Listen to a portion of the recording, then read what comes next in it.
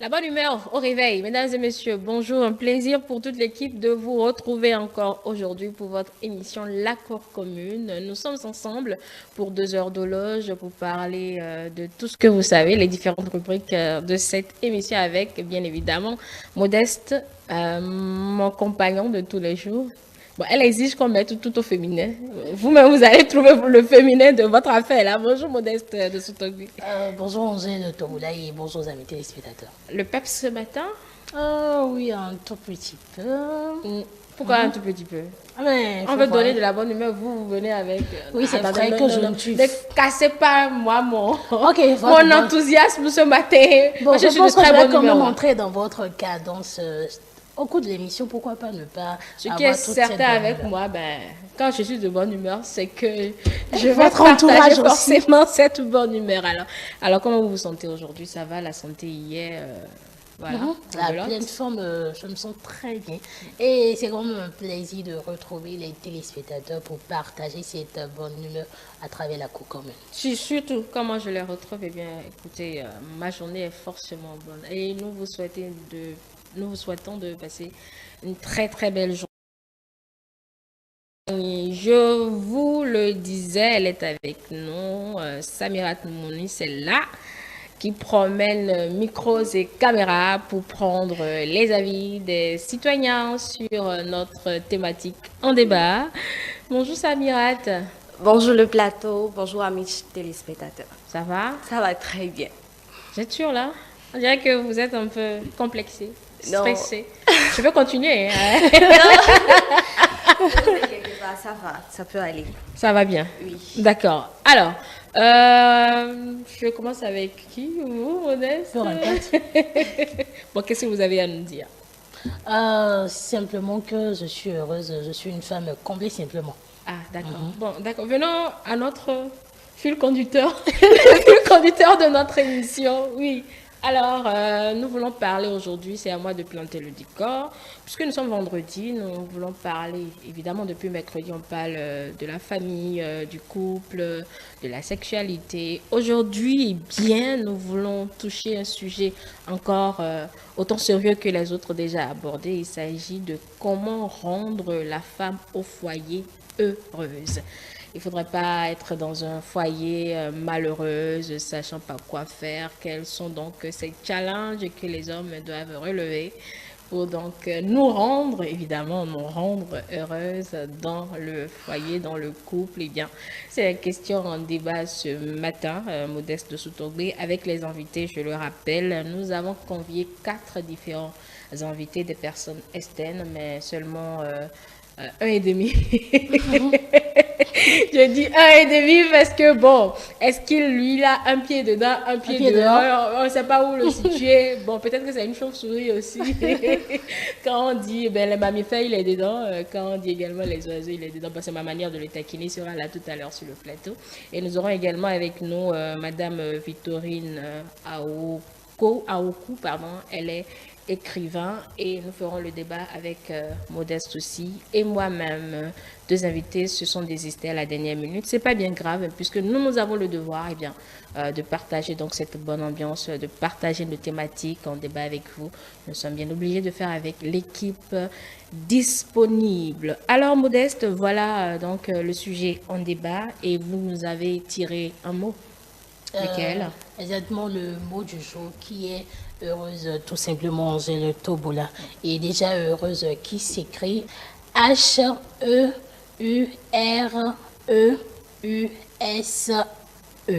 Alors, heureuse qui est le féminin singulier du mot heureux, tout simplement.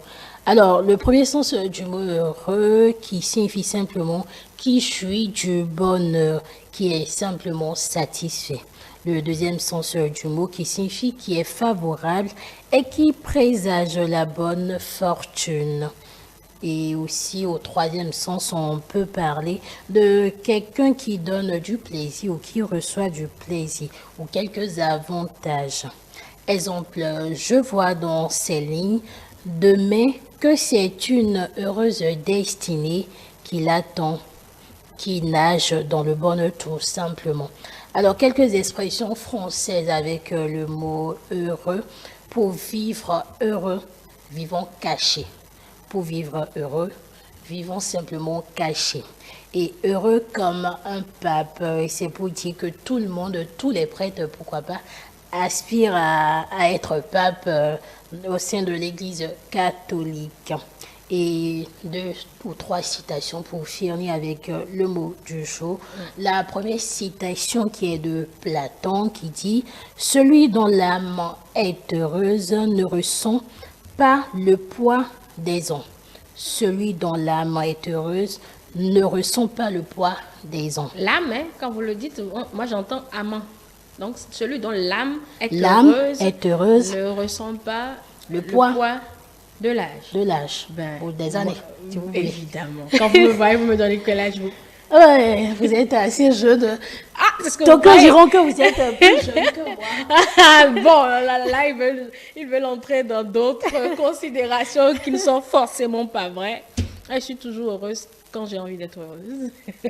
Et aussi sévère quand vous avez envie d'être sévère. C'est pour ça que j'ai précisé quand j'ai envie d'être heureuse. Vous avez besoin de me livrer ce matin, modeste de tout temps. Oui, continuez. Alors, la deuxième citation, c'est avec Pythagore qui nous dit « Chaque homme a le pouvoir de rendre une femme heureuse. Ah. Chaque homme a le pouvoir de rendre une femme heureuse. » Et nous finissons avec la citation de Thalès qui nous dit « Heureuse la famille qui n'a pas trop de richesse et qui ne souffre pas de la pauvreté.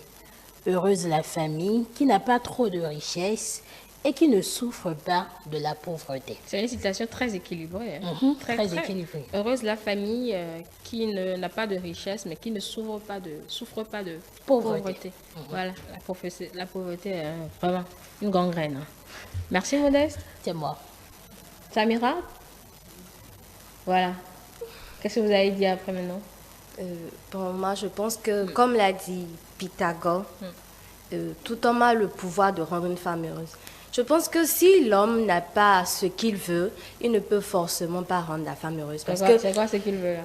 Non, en fait, allez-y. l'homme veut que la femme soit soumise et qu'il y ait aussi le respect.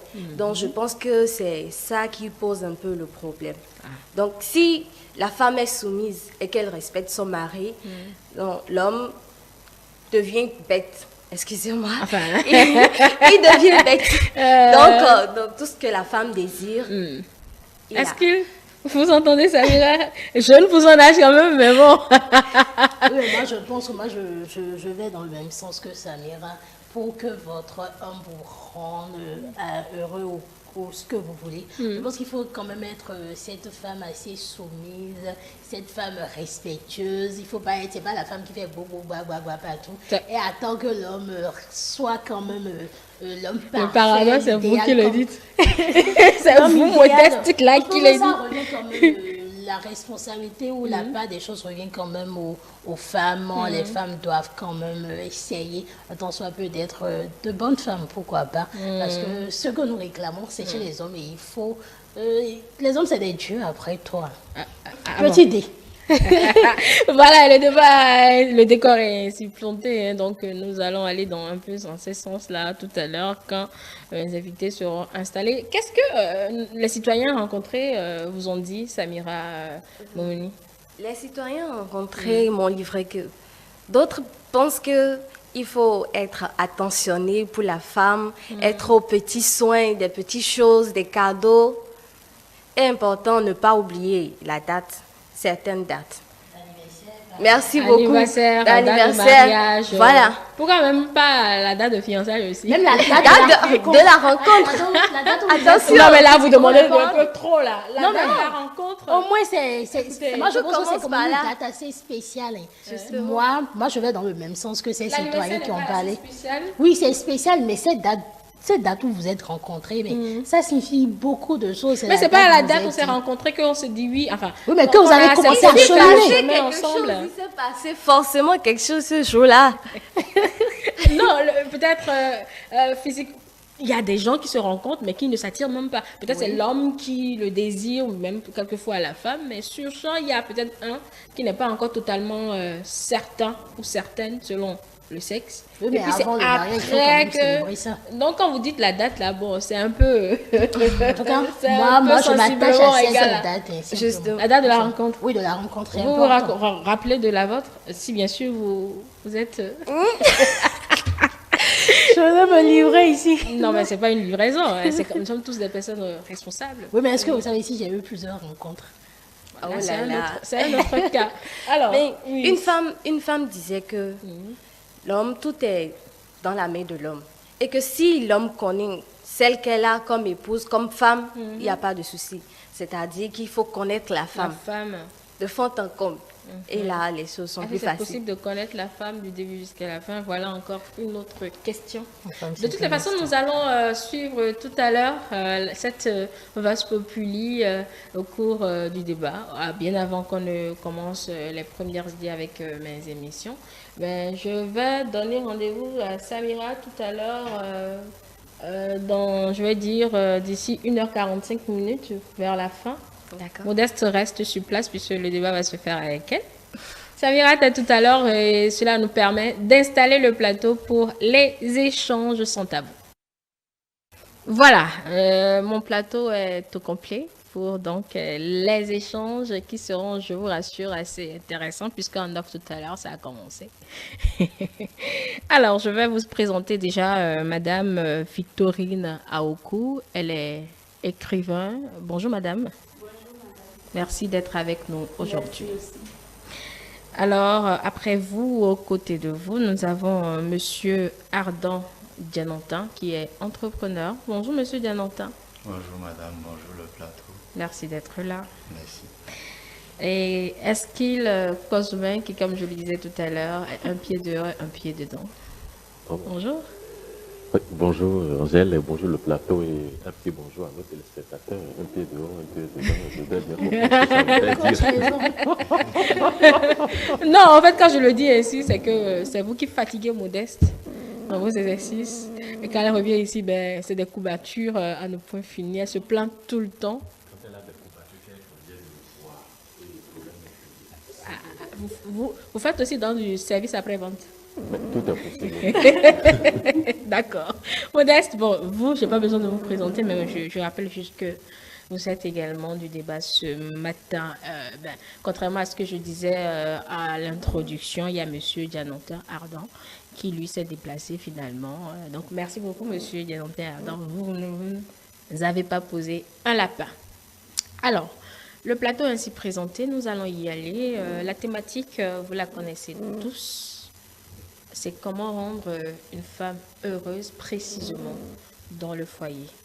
Première question, comment on s'y prend pour planter le décor? Je commence par qui? La femme? Les hommes. D'accord. Est-ce qu'il? En fait, je voudrais bien apporter quelques précisions avant de répondre À à la votre question. D'accord. En fait, ici, je pense qu'il s'agit des femmes au foyer ou Oui. une épouse. Oui. Il ne s'agit pas des petites copines que les hommes, n'est-ce pas, Non, ont non, dans non, les non. rues. Le thème, il est précis. Voilà. On a bien écrit dans le couple. Dans le couple, Mhm. voilà. En fait, pour rendre une femme heureuse, il y a plusieurs aspects. L'homme, c'est vrai, il est le maître du foyer. Et lorsque vous avez un foyer, la première des choses à faire, c'est de rendre non seulement uniquement que la femme heureuse, mais le foyer heureux. Pourquoi? Parce que vouloir rendre uniquement la femme heureuse n'est pas seulement la solution. Vous-même, est-ce que vous êtes heureux? Parce qu'on ne peut pas rendre quelqu'un heureux sans vouloir se rendre heureux. Est-ce que vous êtes dans les dispositions pour rendre votre femme heureuse? Est-ce que vous avez les aptitudes qu'il faudrait pour rendre votre femme heureuse? Donc, rendre une femme heureuse, c'est vrai, ça fait partie des rôles essentiels d'un homme au sein d'un couple, mais est-ce que de l'autre côté aussi, la femme est disposée à se sentir heureuse? Ce sont des questions. Ah, il faudrait être dans des dispositions d'abord. Bien sûr, il y a des dispositions que doit avoir la femme pour permettre à l'homme de la rendre heureuse. Il ne suffit pas de proclamer ou de réclamer sur les toits « je veux être heureuse » et ne pas prendre les dispositions, ne pas se mettre dans cette, comment on l'appelle, dans cette peau pour réellement bénéficier de cet état d'être heureux. Parce que l'homme peut tout faire pour vous rendre heureuse, mais lorsque vous êtes une femme entre griffes, je ne voudrais pas prononcer l'adjectif, il lui serait vraiment pénible, voire impossible de vous rendre heureuse. Donc, le bonheur de la femme dans le couple, si je dois vous résumer, n'est pas systématique, n'est pas spontané, n'est pas un acquis. Si cela, est-ce qu'il... Non, c'est un acquis, mais est-ce qu'elle est disposée à recevoir parce qu'en fait, il faut comprendre, c'est une synergie. D'accord. L'homme rend la femme heureuse, la femme rend l'homme heureuse. Il y a ce brassage qui doit naître et qui permet l'équilibre au sein du foyer. Mais lorsque vous pensez, vous les femmes, que c'est vous seules qui méritez, n'est-ce pas, cet état de choses, tout de suite déjà, non, tout de suite les rédéliations. Non, je ne vous accuse pas. C'est juste des remarques que je suis en train de souligner. Donc, ça voudrait dire que en tant qu'homme ou femme, nous avons le devoir, le pouvoir, n'est-ce pas, de rendre notre partenaire heureux. C'est vrai, ici, il s'agit spécifiquement des femmes. On en reviendra pour donner, n'est-ce pas, les aspects, pour souligner les aspects. Et qu'est-ce qu'elles doivent faire pour se rendre d'abord heureuse et plus tard... Monsieur aussi heureux. Merci, voilà. Oui, monsieur Diananté, vous voulez prendre la parole, oui. C'était pour contextualiser ce dont nous sommes en train de parler. D'accord. D'accord. Le bonheur, c'est quoi? C'est une équation que deux personnes doivent résoudre ensemble. D'accord. Donc, très souvent, on pense que c'est dans le couple qu'on se rend heureux. Non. C'est où alors? On se rend heureux dans le choix. C'est-à-dire que lorsqu'on est en couple, on sait déjà qu'on est heureux ensemble. Et on construit sa destinée. Puisque le problème qui se pose, un couple, c'est une alliance. Donc, une alliance se forme par sélection. Donc, lorsqu'on veut faire une sélection, il faut savoir ce qu'on veut sélectionner. Et pour savoir ce qu'on veut sélectionner, il faut savoir ce qu'on est, pour savoir quoi sélectionner, pour avoir la bonne paire, afin de vivre ensemble. Ce que nous enseigne la science IFA dans les couvents initiatiques par rapport au mariage, c'est ce que nous vivons tous les jours. La science IFA nous dit que nous sommes des sorciers. C'est quoi un sorcier? C'est quelqu'un qui transporte une information qui doit conduire à l'amélioration de sa descendance. Donc, essentiellement, lorsque nous allons en couple, c'est pour former une descendance sûre, protégée et sécurisée. Ça veut dire quoi? Ça veut dire que dans la sélection, nous devons nous connaître. Parce qu'il y a les bons et les mauvais sorciers. C'est quoi un mauvais sorcier? C'est quelqu'un qui a... Je vais expliquer le mariage parce que c'est très dense ce dont nous parlons. C'est quelqu'un qui a une information qu'il ne maîtrise pas et qui le pousse à vouloir rendre les autres comme lui. Donc, il va chercher, en réalité c'est un programme imparfait, puisque nous héritons certaines choses de nos parents que nous devons toiletter avant d'aller en couple. Mais le problème c'est que la société a inventé l'heure, qui est l'horreur. Donc on pense que nous devons faire toute chose sur une certaine pression. Donc on ne nous laisse pas le temps de mûrir. Et on nous pousse les uns dans les bras des autres parce que ceux qui ont commis les mêmes erreurs que nous veulent que le monde continue pas à commettre les mêmes erreurs pour qu'on vive toujours de la même façon. Le mariage, c'est une alliance. Et quand on veut faire une alliance, il faut comprendre ce qu'on veut faire pour aller vers l'entité qui répond convenablement à votre être. Et puisque quoi? Le bonheur, la clé du bonheur de l'homme est cachée dans le cœur d'une femme. Donc, quand vous n'avez pas détecté cette vraie femme, vous souffrez et vous pensez que c'est dans le couple que vous allez obliger la femme à accepter l'être que vous êtes et que c'est dans le couple que la femme va faire des efforts pour devenir ce qu'elle n'est pas, puisque la société qui l'a conçue ainsi, en lui transmettant déjà des gènes qui sont impropres à son évolution, ne l'a pas protégée. Ou carrément, parfois, on accuse Dieu. 2 secondes. Oui, il fait une genèse là, je le laisse faire pour qu'on arrive à ma question. Je pense qu'on s'en arrête. Là déjà, le couple, maintenant, comment rendre la femme heureuse, c'est de bien sélectionner à travers un processus pour être sûr que la femme que vous êtes en train de sélectionner est la femme avec laquelle vous êtes censé vivre. Et comment on sait ça? Quand on rencontre cette femme, on commence par voir à l'intérieur de son être. Parce que cette femme, son être vous parle et dit, tu n'es pas encore pur pour venir vers moi. Puisque les femmes sont en avance sur les hommes. C'est une erreur que de penser que celle que Dieu a prévue pour phagocyter toutes les cellules humaines et en donner une information génétique humaine, que c'est nous qui allons les diriger. C'est une erreur que les hommes pensent que c'est eux qui vont construire le bonheur de la femme. C'est pour ça que quand vous êtes un homme et que vous torturez une femme dans le couple, elle détruit votre fille. Mais en silence. D'accord. On va donner la parole maintenant aux femmes elles-mêmes. Ce qu'il leur faut pour être heureuse dans le couple. Madame Aoukou, vous avez la parole. Merci bien. Je vais commencer par le mot heureuse. Heureuse dans le couple parce que ça me dit par rapport à la définition que Madame Modeste a donnée tout à l'heure, oui. C'est rendre quelqu'un, donner la satisfaction à quelqu'un. Cette satisfaction, ça dépend du cœur d'abord de la personne, comme M. Esquil l'a dit tout à l'heure. Si la personne même n'est pas satisfaite, ça veut dire que l'autre va travailler en vain. Et ne pas travailler en vain, il faut d'abord connaître la personne d'en face. La personne que vous voulez rendre heureuse, il faut forcément connaître cette personne-là. Et il faut comprendre ses langages, il faut comprendre ses comportements, chercher à comprendre son cœur, sa façon de faire pour pouvoir la rendre heureuse. Et je reviens encore vers l'homme toujours pour dire, ce qu'on ne possède pas, ce n'est pas possible de donner cette chose. Si vous-même, vous n'êtes pas encore heureux, il serait très impossible de rendre quelqu'un heureux. Mais pourquoi il ne sera pas heureux?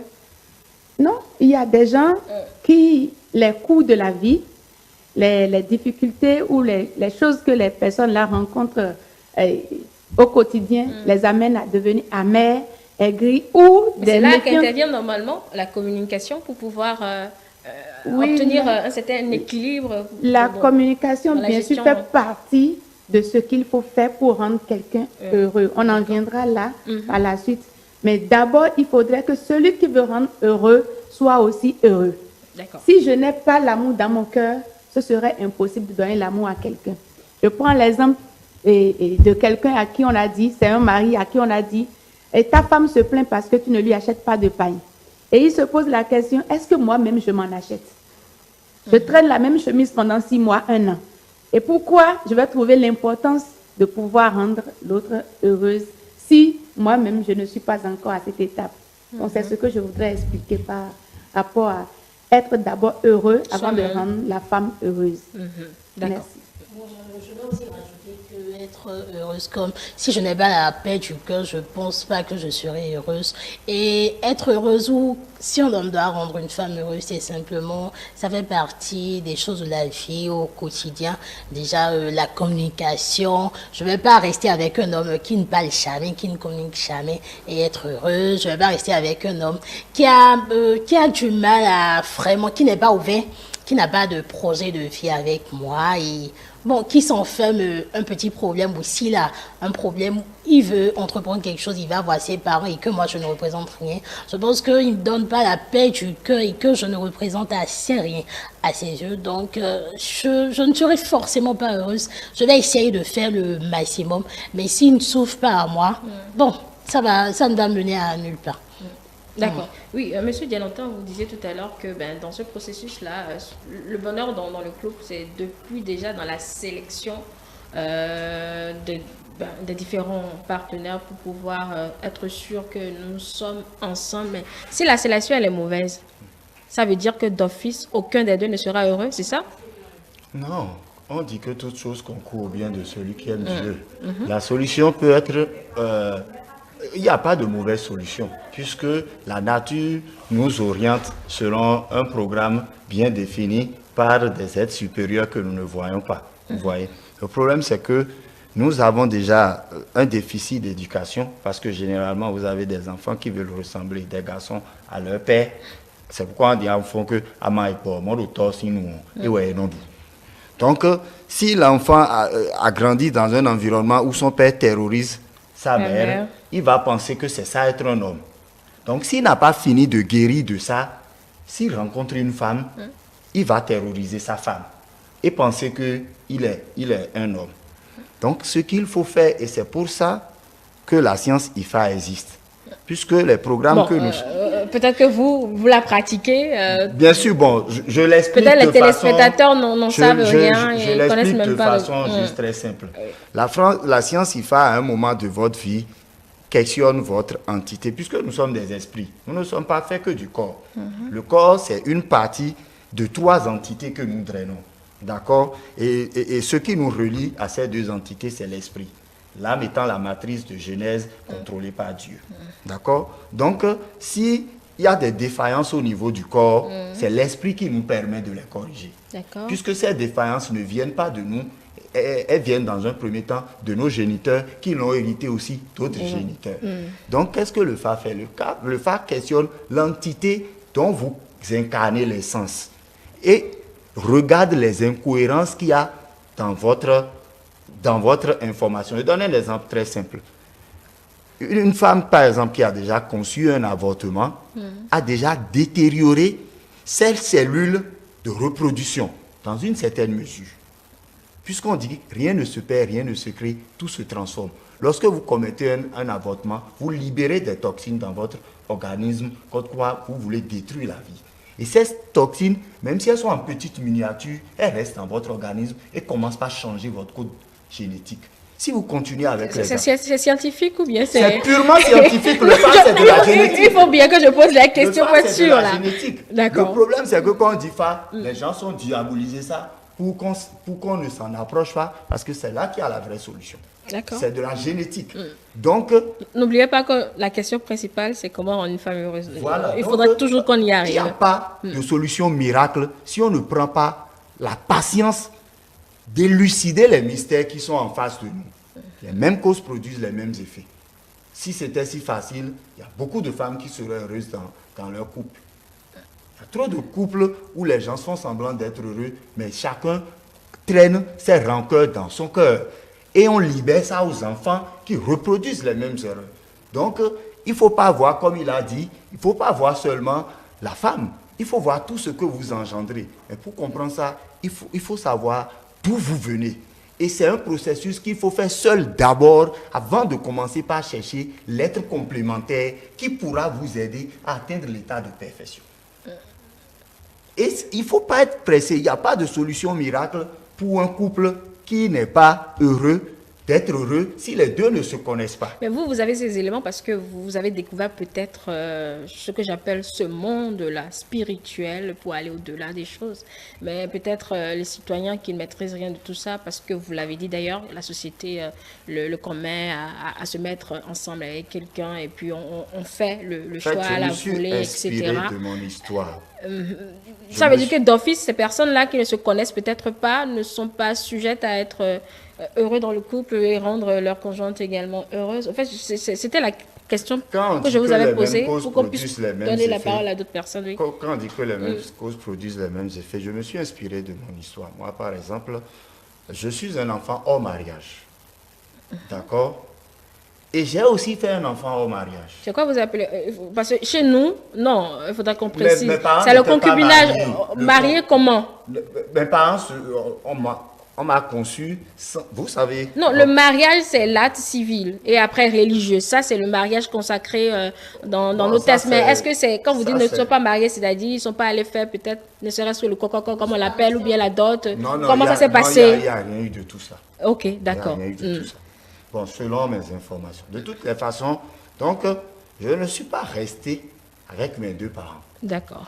Vous voyez? Quand j'ai eu un certain âge, j'ai aussi fait un enfant. Vous comprenez? Et aujourd'hui, je ne vis plus avec la mère de cette fille. Et au bout de 3 ans, quand j'ai été séparé avec la mère de cette fille, je me suis assis, j'ai dit, attention, qu'est-ce que je suis en train de faire? Il ne faut pas que je reprenne les mêmes bêtises. Parce que moi, j'en ai souffert. Puisque vous ne savez pas ce qu'un enfant endure quand il n'a pas ses 2 parents à côté pour l'orienter. Puisqu'on l'envoie vers d'autres parents qui n'ont pas fini de régler les problèmes de leur propre enfant. Donc, cet enfant est à la merci de tout le monde. Et à un moment, je me suis dit, Mais c'est ce que j'ai vécu que je suis en train de vouloir transmettre à ma progéniture. Attention, je ne peux plus me remettre avec une autre femme si je ne sais pas ce qui coince à mon niveau. Et c'est là que je suis allé vers plusieurs aspects de la vie pour chercher des réponses. D'accord. Et là où j'ai le plus trouvé une réponse qui a de la logique et où les choses se suivent et que Et qui vous satisfont j'expérimente, d'ailleurs? c'est la science IFA. D'accord. Oui, est-ce qu'il touche ces éléments? Pas forcément spirituel, hein, mais bon. Non, on ne peut rien dire de façon physique sans faire rapport à la spiritualité, parce que ça fait partie, c'est le soubassement même de notre existence. Oui, j'ai apprécié tout à l'heure une portion de son développement. Il dit, je résume, hein, ce n'est pas un jeu de hasard. Se mettre ensemble n'est pas un jeu de hasard. Ce n'est pas un concours, non. Il faut devoir se connaître et connaître celle qui est en face de vous pour que cette vie que vous décidez de mener ensemble soit heureuse. Parce que si vous ne vous connaissez pas, si vous ne faites pas l'étude qu'il faut de part et d'autre, je suis sûr que vous allez bâtir votre couple sur le sable. Et plus tard, je suis sûr, chacun sait ce qui se passe. Donc, Il a dit ce qu'il met dans se connaître. Il a donné les dimensions. Vous, oui. c'est Non, mais c'est les mêmes. oui, ça revient. C'est pratiquement la même chose. Parce que, en fait, le problème, c'est quoi? Les gens se marient ou se mettent en couple aujourd'hui parce que l'autre l'a fait. Ou on voit peut-être la beauté physique de la femme et puis, bon, on s'y jette. Ou l'homme, il a un peu comment on l'appelle, il a un peu la richesse, la main un peu, comment on l'appelle. Et puis, bon, et c'est parti. Oh, c'est un jeu dangereux. Je me rappelle, je vais peut-être soutenir encore une portion de son développement. Il dit, à l'époque, que se faisait-il quand papa, ce sont les parents qui marient, qui prenaient le devant des choses, qui vont voir l'autre vieux là, votre fille là, écoutez, bon, mon garçon est intéressé, et tout se négociait au niveau des parents. Mais aujourd'hui, il n'y a plus ça. Et plus loin, on va consulter pour voir est-ce que ces deux enfants peuvent rester ensemble. Mais aujourd'hui, il n'y a plus rien de cela. Parce que beaucoup n'y croient plus. Voilà, beaucoup n'y croient plus. Voilà, donc la religion a... à Certains ont pris le chemin de la religion moderne. Et laissez-moi vous dire, même dans la religion, il y a des pratiques qui nous permettent de détecter si c'est notre conjoint ou notre conjointe. Donc, nous avons, oui, bien sûr, dans la religion, il y a de ces pratiques. C'est vrai que ce n'est pas encore connu des fidèles, alors que les dirigeants nous aident sur ce point-là. Donc, c'est juste dire que nous avons, n'est-ce pas, le devoir de se connaître. Et se connaître voudrait dire que qu'est-ce que l'autre aime, qu'est-ce que l'autre apprécie. Et quand il y a des crises, comment allons-nous faire pour résoudre ces crises-là, ces contentieux? Donc nous avons ce devoir-là, et ce devoir n'est seulement pas destiné à l'homme, non. La femme est au centre du foyer. La femme doit pouvoir maîtriser son homme.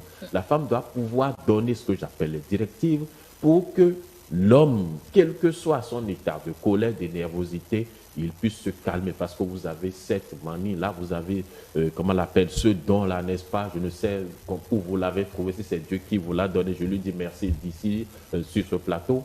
Vous avez cette manière, n'est-ce pas, de nous calmer. Vous avez cette manière de nous faire revenir à l'ordre. Donc, quelles que soient, n'est-ce pas, les difficultés, les problèmes que le couple rencontre, la femme est au centre. La femme doit pouvoir amener l'homme à se calmer, à se recentraliser pour que le foyer puisse avoir cette paix. Et vous allez voir, lorsque l'homme est heureux, je vous jure qu'en revenant du boulot, il a peut-être des petits gestes, il vous ramène un petit truc là. C'est ça qui consolide l'amour. Et ce sont les gestes qui rendent une femme heureuse.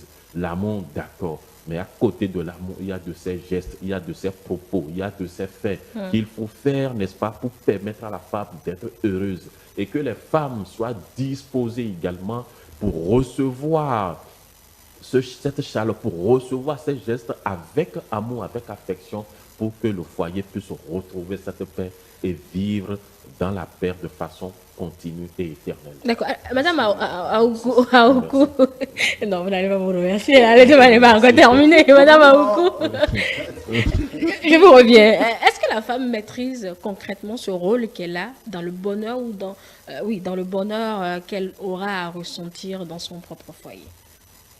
La femme, oui.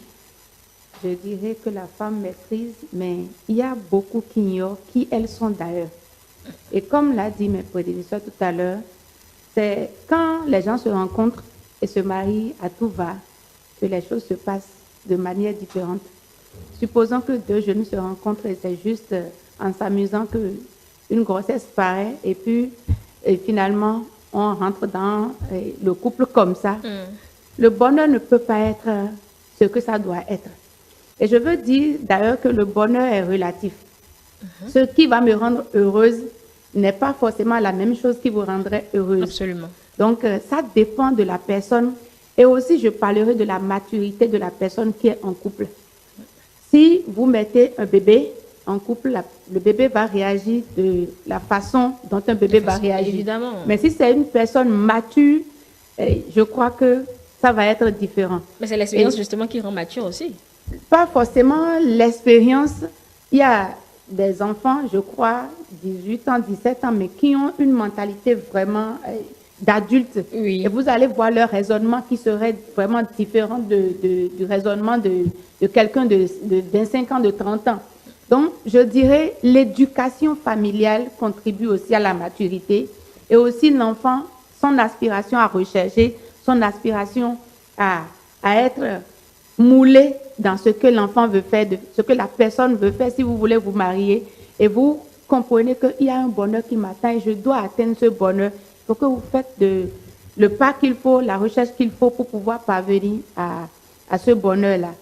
Si deux personnes se mettent ensemble, et le problème c'est que dès le départ, peut-être quelqu'un a porté un masque. Et dans votre collaboration, il y a quelqu'un qui joue des jeux de cache-cache, ne veut pas se dévoiler, ne veut pas montrer son vrai visage. Et c'est quand vous vous mettez ensemble maintenant que le vrai problème surgit. Vous allez commencer par voir des choses que vous entendez aujourd'hui, l'incompatibilité. Et deux couples qui se mettent ensemble, 1 an, 2 ans plus tard, vont vous dire, non, on n'est pas compatibles, c'est pour ça qu'on s'est séparés. Comment se fait-il que l'incompatibilité, c'est à la fin, ou bien quand vous mettez ensemble que l'incompatibilité... en pleine action, puisque là, vous tendez vers la maturité, justement, voilà, de votre là où vous devez jouir de votre bonheur couple. maintenant, vous vous rendez compte que vous êtes incompatibles.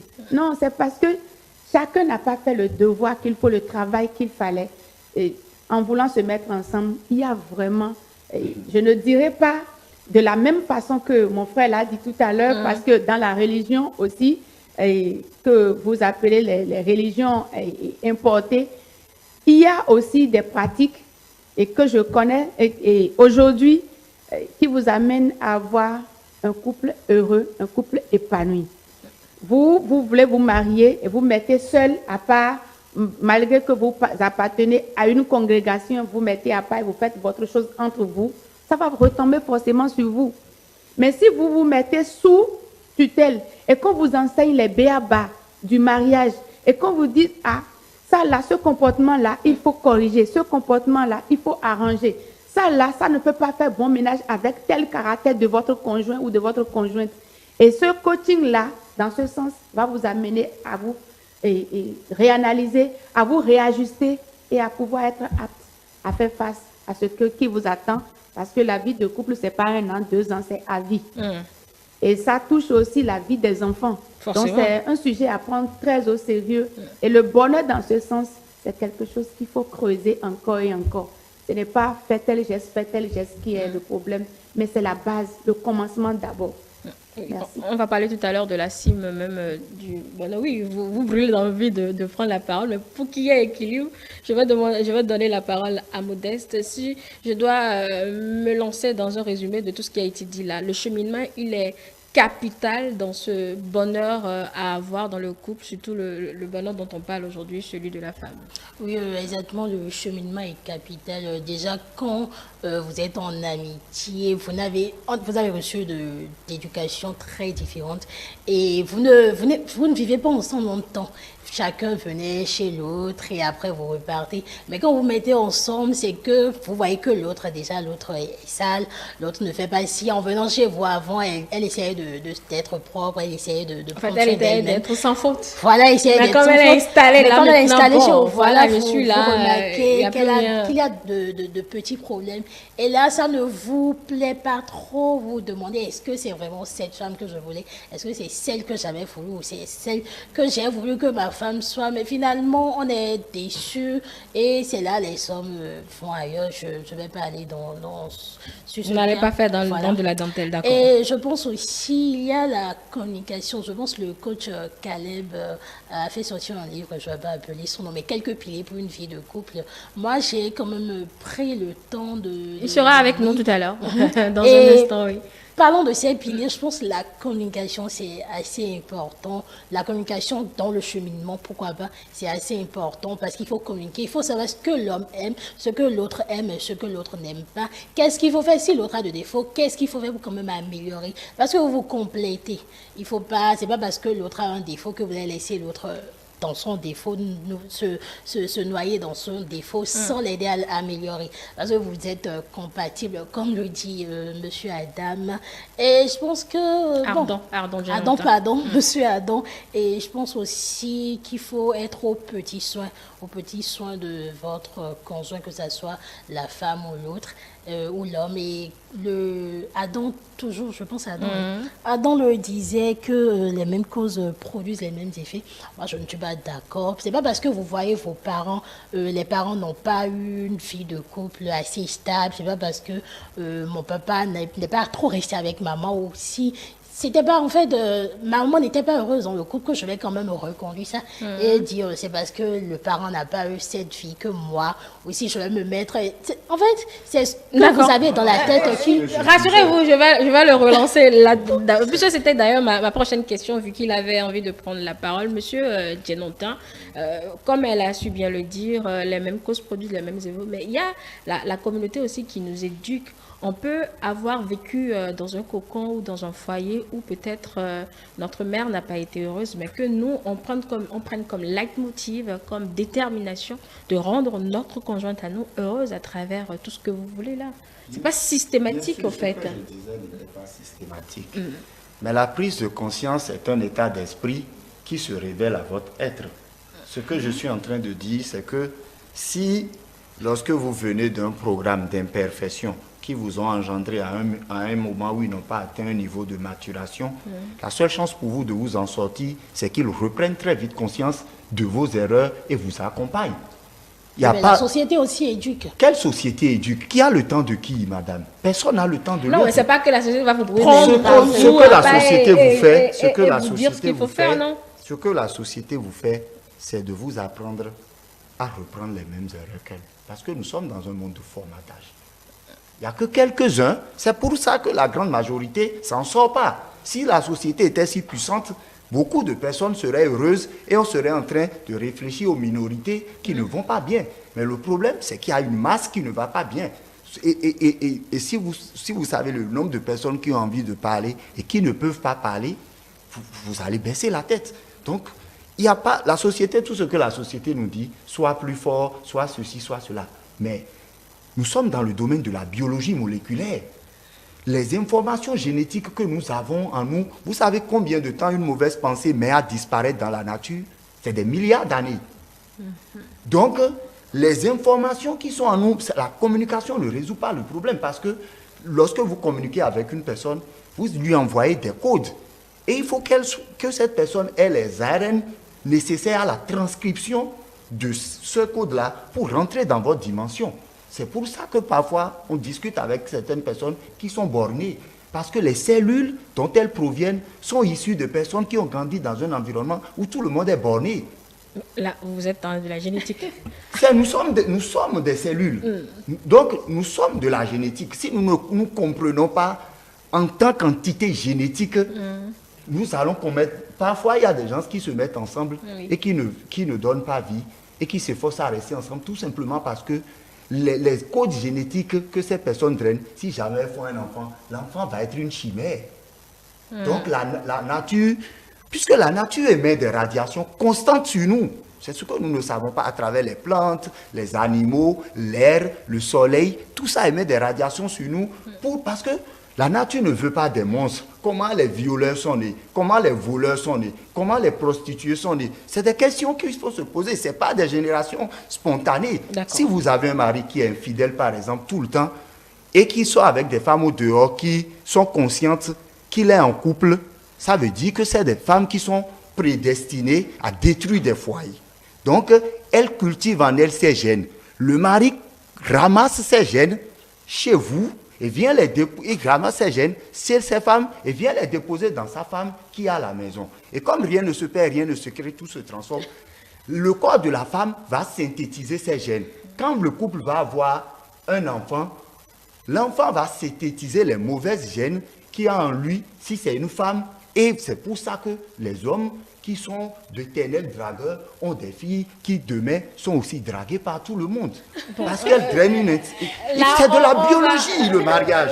Oui, d'accord. On va recentrer le débat parce que j'ai comme l'impression qu'on entre dans des dimensions que tout le monde ne maîtrise pas forcément. Non, on ne peut pas vous en vouloir parce que vous faites des études dans votre IFA, avez-vous dit. Donc, c'est normal que vous ayez ces développements qui, quand même, sont assez intéressants puisque, comme vous l'avez dit, il faudrait bien partir d'un départ pour pouvoir être sûr d'arriver à bonne destination. Mais est-ce que je vais vous relancer? Si on arrive à faire tout ce qu'on dit là depuis le début et qu'on est sûr d'avoir pioché la bonne perle, qu'est-ce qu'on fait ensuite? Puisque la question, la thématique, elle est là. Oui, que faut-il faire par la suite? Oui, la question elle est très bonne et ça me fait sourire avant la réponse. Ce qui est sûr, vous allez la donner, cette réponse, vous n'allez pas vous défiler. Non, vous savez, quand vous avez une femme qui vous est destinée, je vais être précis, quand vous avez une femme qui vous est destinée, je vous jure que vous n'êtes pas fatigué de rester avec elle. Elle non plus. Quels que soient les problèmes, parce qu'on ne vit jamais sans problème, un couple ne vit sans problème, il n'y en a pas. Vous allez voir, les problèmes trouvent rapidement des solutions dans les blagues, dans des petits gestes. Et quel que soit ce que vous allez faire, elle est prête à vous pardonner. Je ne vous demande pas d'aller commettre l'adultère ou d'aller faire du... Non, non, non, non, non, ce n'est pas ce que je demande pour demander pardon plus tard, non. Il y a de ces petits gestes de façon inconsciente qui s'opposent, n'est-ce pas, par l'homme. Et la femme, elle est prête à te comprendre, à te pardonner, à te dire, OK, ne reprends plus. Donc, ça voudrait dire que lorsque vous vivez dans ce genre de couple, l'homme doit savoir comment gérer. Parce que ce n'est pas parce que ma femme me pardonne ou ma femme, elle est simple, elle est compréhensive, elle est gentille, elle est truc là, qu'il faut en abuser. Non, non. Donc, la femme, elle est là juste pour vous accompagner, pour vous, je ne dirais pas téléguider, mais pour vous amener sur le bon chemin lorsque vous avez une femme de votre vie, comme nous avons l'habitude de le dire. Donc, en retour, que faut-il faire, vous, hommes? Le bonheur ne se résume pas à la richesse matérielle. Je dis bien, le bonheur ne se résume pas à la richesse matérielle. Mais il ne faudrait pas être pauvre aussi. Non, non, non plus. C'est un non état plus. d'esprit. Et si vous décidez... C'est un état d'esprit. Merci. C'est pas moi qui le dis, c'est Pythagore qui l'a dit, non? Justement. C'est pas moi qui le dis. Hein. Vous Rassurez-vous, c'est un scientifique qui l'a dit. Ça m'intéresse cette partie, ça m'intéresse beaucoup, s'il vous plaît. Et si on le laissait aller, gardez vos idées, on va les laisser aller au bout des siennes. Je vous donne la table plus tard. Alors, donc ça voudrait dire que le bonheur dont on parle ici ne se résume pas à la richesse matérielle, mais ça se résume à votre vie, au comportement. Vous pouvez avoir juste un petit 2000 et faire plaisir à votre femme. Vous pouvez avoir des millions, ne pas savoir faire plaisir à votre femme. Le plaisir, c'est le contact que vous créez, c'est le dialogue que vous créez, c'est le petit geste que vous, comment on l'appelle, que vous faites à votre femme de façon inattendue, surtout parce que les femmes ne démentez pas, vous aimez les petites surprises. Ça, ou bien madame. Voilà, qui va merci. dire non? Voilà. Mais qui peut dire non? Voilà. Dites-le-moi. Qui peut dire non à ça? Agréable. Précision, Ne bien sûr. venez pas m'annoncer Donc, quelque chose qui va me rendre... voilà, je sais que vous n'aimez pas les désagréables. Personne ne l'aime. Mais c'est tant que c'est des petits gestes. Voilà, les petits gestes. Pour Oui, agrémenter la un samedi soir l'atmosphère aujourd'hui, et- madame, vous n'allez pas préparer, on va manger quelque part et un petit restaurant, vous allez vous discuter. Il y a de ces petits gestes qui agrémentent l'amour, qui rassurent la femme, qui met la femme dans des conditions qu'il faudrait pour que votre foyer soit en paix. Mais dans le même temps, lorsque vous rencontrez la femme, c'est-à-dire l'opposé, je voudrais dire, je suis sûr que vous allez devenir philosophe à vie. Vous allez bien regarder votre portail, le dépasser, aller au carrefour et vous demander, mais ma maison se situe où? Voyez-vous? Donc, ça voudrait dire que nous avons le rôle, n'est-ce pas, de rendre les femmes heureuses et en retour, elles ont le pouvoir de nous faciliter la tâche. Et l'argent ne fait pas tout. L'argent contribue au bonheur. L'argent ne fait pas le bonheur, c'est une erreur. L'argent contribue au bonheur. Le peu peut vous rendre heureux ou heureuse. Contentons-nous du peu et vous allez voir que vous aurez un foyer de paix. Et l'autre chose qu'il faut devoir éviter, écouter les autres pour agir dans le foyer. C'est-à-dire que n'ayez pas assez de conseillers. Oui, l'autre mari, il fait ça, hein, l'autre femme, elle fait ça. Non. Vivez votre propre expérience et les erreurs, quand vous faites les erreurs, ayez la patience de tirer leçon des erreurs pour grandir, pour évoluer. Il n'y a pas d'exemple parfait à l'extérieur, non. L'intérieur, quand on dit intérieur, c'est-à-dire que le foyer, le couple doit pouvoir faire ses propres expériences et grandir. Et ce que j'appelle propre expérience, c'est de savoir s'écouter. Le dialogue est primordial. Le pardon. Et quand vous avez ces qualités, je vous jure que vous serez un couple parfait, même s'il n'y en a pas. Voilà. Oui, Madame Aoukou, eh bien, si tu veux être heureuse dans ton couple, ça dépend de toi. En fait. C'est ce dont on parle là. Pas totalement. Ça dépend de nous deux. Ça dépend de la femme et ça dépend aussi de l'homme. La femme, on dit que c'est la femme qui doit avoir peut-être la flexibilité de rassurer. Oui, allez-y, je vous laisse. Je voudrais dire ceci. Quand on parle d'un couple, c'est un mariage, c'est un complément. Quelque chose qui arrive à remplir un vide qui est dans l'autre. Et dans ce sens, chacun a des règles, chacun a des devoirs. Chacun à ce qu'il doit faire pour que cette fusion marche. Si nous prenons seulement un seul côté, l'autre côté va pencher et ça ne va pas évoluer. Je prends le cas de la femme. Une femme à qui le monsieur se démène, il fait tout, mais jamais il n'y a pas de satisfaction, il n'y a pas de remerciement. Le cœur est toujours fermé, serré, et c'est des reproches, il n'y a pas d'encouragement. Le monsieur un jour va se décourager, il dit, bon, finalement, je ne peux pas faire son bonheur, donc je vais me chercher ailleurs. Elle n'a qu'à se chercher ailleurs et paf, c'est parti. Et de la même façon, le monsieur qui ne comprend pas ce qu'il faut faire à la femme. Et la femme attend beaucoup, la femme est là, elle fait, elle est soumise, elle est respectueuse, comme les hommes aiment vraiment le dire, il faut que la femme soit soumise, respectueuse et tout, mais ne reçoit pas. Voilà ce que vous n'aimez pas. Bon, oui, on aime ça. Ah bon? On aime ça. On aime être soumise. On ne dit pas qu'on ne sera pas soumise. Non, peut-être que la façon de s'y prendre est mal ou bien on ne comprend pas comment on va y arriver, mais on veut vraiment être soumise. En tout cas, toutes les femmes que je rencontre, je les oblige à être soumises quand même. Comme vous-même d'ailleurs. Bon, je ne le dirai pas. Ah bon. Je ne le dirai pas. Vous ne commettez pas cette erreur. Laissez-la dans son foyer. Oui, madame, vous pouvez continuer. Donc, c'est un travail à deux. Et je dis souvent, je ne sais pas de qui est cette expression, je l'emprunte souvent. Si on n'attend rien de quelqu'un, tout devient une surprise. Donc, la femme ne pas s'attendre à beaucoup de la part de l'homme, fait d'elle d'abord une femme heureuse. Je suis rentrée dans le couple parce que j'ai la capacité de tenir un ménage, j'ai la capacité de rendre un homme heureux, m'a déjà donné le bonheur. Et si je suis en déficit de quelque chose, et c'est parce que j'ai besoin de quelqu'un qui va me réconforter, quelqu'un qui va me financer, quelqu'un qui va me pousser devant que je suis rentrée dans le couple, et je ne trouve pas ça de la part de mon conjoint, je serai la femme la plus malheureuse. Et si l'homme aussi de son côté avait un déficit d'amour, une femme qui va le chouchouter, une femme qui va le dorloter, le mettre au dos, le mettre dans le bain et tout ça, et qui ne le trouve pas, il sera l'homme le plus malheureux. Vous avez ça aussi? Le mettre au dos, j'aime ça. Oui, le mettre au dos. Oui, le mettre dans le bain aussi, vous avez ça, du bonheur du couple. Merci. Oui, ça fait partie du bonheur du couple. Mais je veux accentuer sur quelque chose. Le pardon dans le couple est important. La femme qu'on veut rendre heureuse, Et le monsieur lui a fait quelque chose avant-hier. Et cette femme-là l'a gardé ça dans le cœur jusqu'à ce que le monsieur revient avec un gros bouquet derrière, mais elle ne voyait pas ça. Et je vous assure que ce ne serait pas du tout agréable. Le monsieur aura du fil à retordre toutes les fois si la femme n'a pas... Ça dépend de la l'ampleur des culture. dégâts, au fait, de ce qu'il a fait. Non, il n'y a pas ce dégât-là que l'amour ne peut pas réparer. D'accord. Si un Là, couple c'est beau, si un couple est bien formé, il n'y a pas ce dégât-là.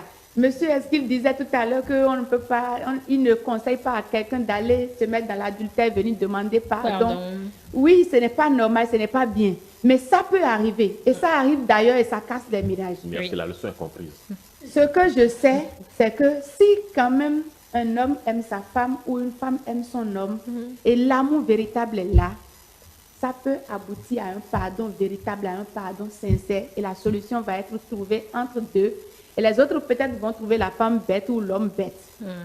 Mais c'est l'amour qui a surmonté, c'est l'amour qui a gagné. Et le bonheur serait pour les deux. Ben, on est bête de son homme. Non, mais Quoi de plus intéressant? On est bête de son homme, mais c'est mon homme d'ailleurs. Bête, vous ne pouvez pas être amoureux. Merci. Oui. Très bien. C'est le sacrifice. Oui, l'amour, c'est le sacrifice. Je vais vous aider à construire une école dont je serai le seul élève. C'est M. Jonathan qui a la parole C'est maintenant. le sacrifice. Et quand on parle de soumission, les gens pensent que c'est dans le sens d'être assujetti. Non, c'est de porter la mission de l'autre. Je suis sous mission.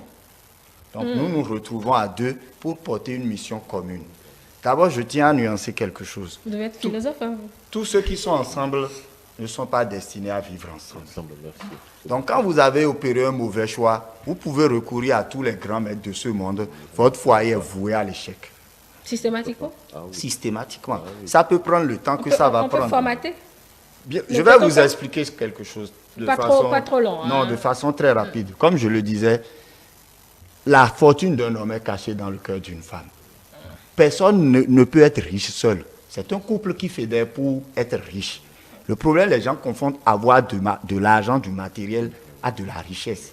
Et il y a des gens qui identifient des femmes à qui Dieu a réservé le vrai bonheur, parce que c'est des femmes dévouées. Donc, ce sont d'autres hommes qui leur sont dévoués. Mais comme eux, ils sont dans des congrégations où ils ont des yeux noirs, ils voient le bonheur de cette femme et ils phagocytent la destinée de la femme et commencent par lui offrir des voitures, des choses comme ça. Or, et la femme pense que son homme est riche, alors que c'est l'aura de la femme qui l'utilise. Donc, ce que je dis quand je parle du mariage, c'est quelque chose de foncièrement ancré dans notre société et qui fait que depuis la nuit des temps, nous souffrons. Parce que nous laissons des gens nous manipuler et nous orienter vers des mariages qui ne sont pas les nôtres. D'accord. Oui, ma prochaine question, il ne faudrait toujours pas attendre l'autre pour se faire son bonheur quand on est à deux. Bien sûr, parce que moi je prends toujours au-delà du général mes impressions personnelles. Moi, quand j'ai rencontré la femme que Ifa m'a dit qu'elle existe, j'ai tout de suite intégré son projet de vie. D'accord? Et chacun dans son environnement, mûrit dans son environnement et s'observe. Vous comprenez? Et on s'observe mutuellement, puisque c'est un jeu de rapport de force. Quand vous dites à une femme, je l'aime, et qu'elle est protégée par le divin, son esprit enregistre ça, mais veut s'assurer que ce que vous dites est vrai. Donc, l'esprit de cette femme qui est un esprit pur, si vous êtes un esprit pur aussi, vous jouez des tours pour être sûr si vous êtes véritablement sincère. Donc, une femme qui vous aime véritablement peut faire 3 ans sans vous parler. Ah bon? Bien sûr. Bien sûr. Juste à cause de ce qu'elle porte et de ce que la nature veut s'assurer si vous êtes vraiment celui. Puisque quand l'argent tombe dans les mains d'un homme passage, il crée la déchéance, le chaos autour de lui. Puisqu'il ne sait pas ce qu'il va faire avec l'argent. Et il détruit la vie des autres. Donc, la fortune d'un homme est cachée dans le cœur d'une femme. C'est pourquoi le mariage du temps de nos ancêtres était réservé aux dieux, c'est-à-dire ceux qui se levaient au rang de maître. Jusqu'à partir du moment où vous êtes un homme faible et que vous découvrez la femme avant d'être en hauteur, c'est que vous êtes fichu. Ce qu'on peut dire, c'est aux femmes, c'est les femmes qui détiennent le pouvoir. Il ne faut pas qu'une femme accepte de faire d'enfant à un homme qui n'a pas de travail. C'est comme ça qu'on va élever le niveau. Vous refusez de souffrir.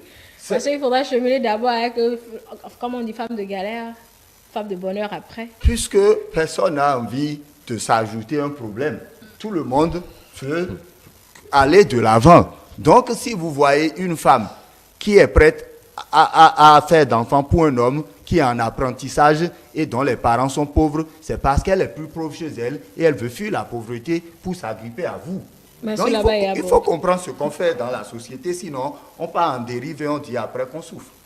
On prend sa main pour créer son propre malheur. Que Dieu aurait voulu. Hein.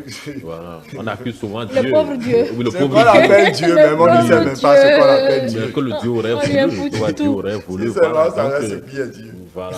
Donc, oui, Modeste, comprendre ce qu'elle veut également pour être sûr de lui donner cette chose-là.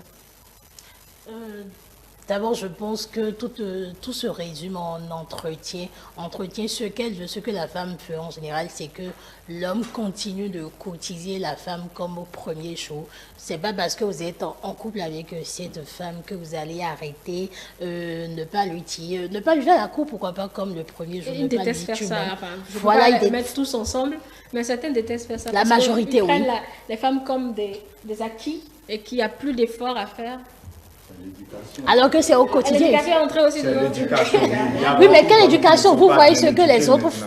Mais vous voyez les autres faire. Vous voyez, c'est pas forcément vos parents, mais vous avez eu des oncles. Vous regardez la télé, par exemple. Au moins, on est au 21e siècle, il faut vous inspirer de ce que font les autres, de l'Occident quand même. On ne dit pas de bannir notre culture, on ne dit pas de laisser ce que font nos parents, mais essayez de moderniser, voilà, ce que font vos parents. Et bon, ça rend la femme heureuse, je pense entièrement. Aussi, la communication. Moi, par exemple, je ne peux pas me voir avec un homme qui est capable de tenir une conversation, plus de 5 minutes de conversation. Moins de 5 minutes de conversation avec moi. C'est tout comme s'il m'apporte... En fait, si l'homme ne m'apporte rien, qu'est-ce que je vais faire avec lui? S'il m'apporte... intellectuellement, il ne m'apporte rien, c'est que je ne suis pas destinée à être avec lui. Alors, il va me rabaisser. Ce qui est sur mon niveau ira plus bas. Parce que je n'aurai pas quelqu'un... Ce qui est sûr, c'est avec lui, je parle tous les jours. Je n'aurai pas quelqu'un qui va me faire sceller, qui va me faire monter.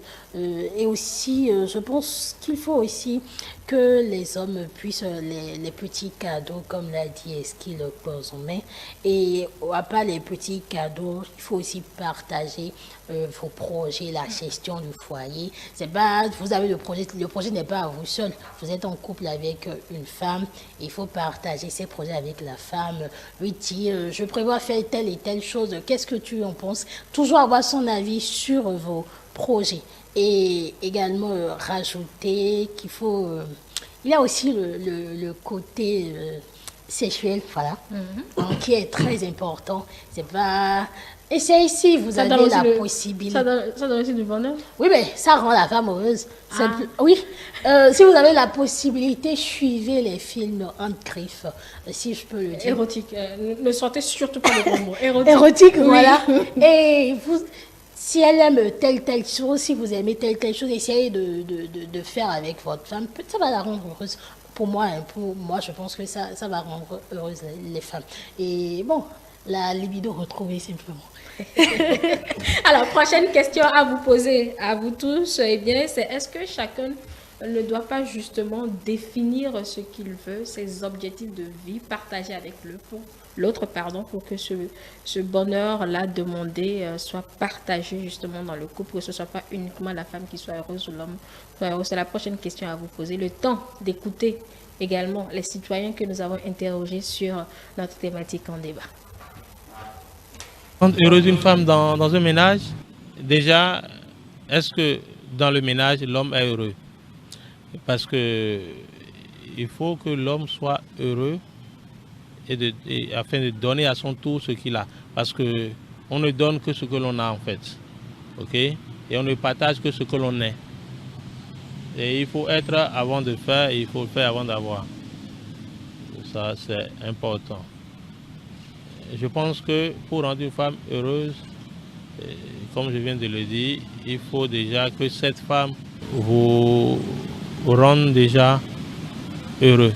Tout simplement par la soumission. En tant qu'être humain, nous sommes des éternels insatisfaits. Okay? Donc déjà, rendre un être humain heureux, en particulier la femme, c'est déjà être attentif à ses besoins, à ses désirs et être vraiment à l'affût en fait de tout ce qui peut entrer dans son épanouissement.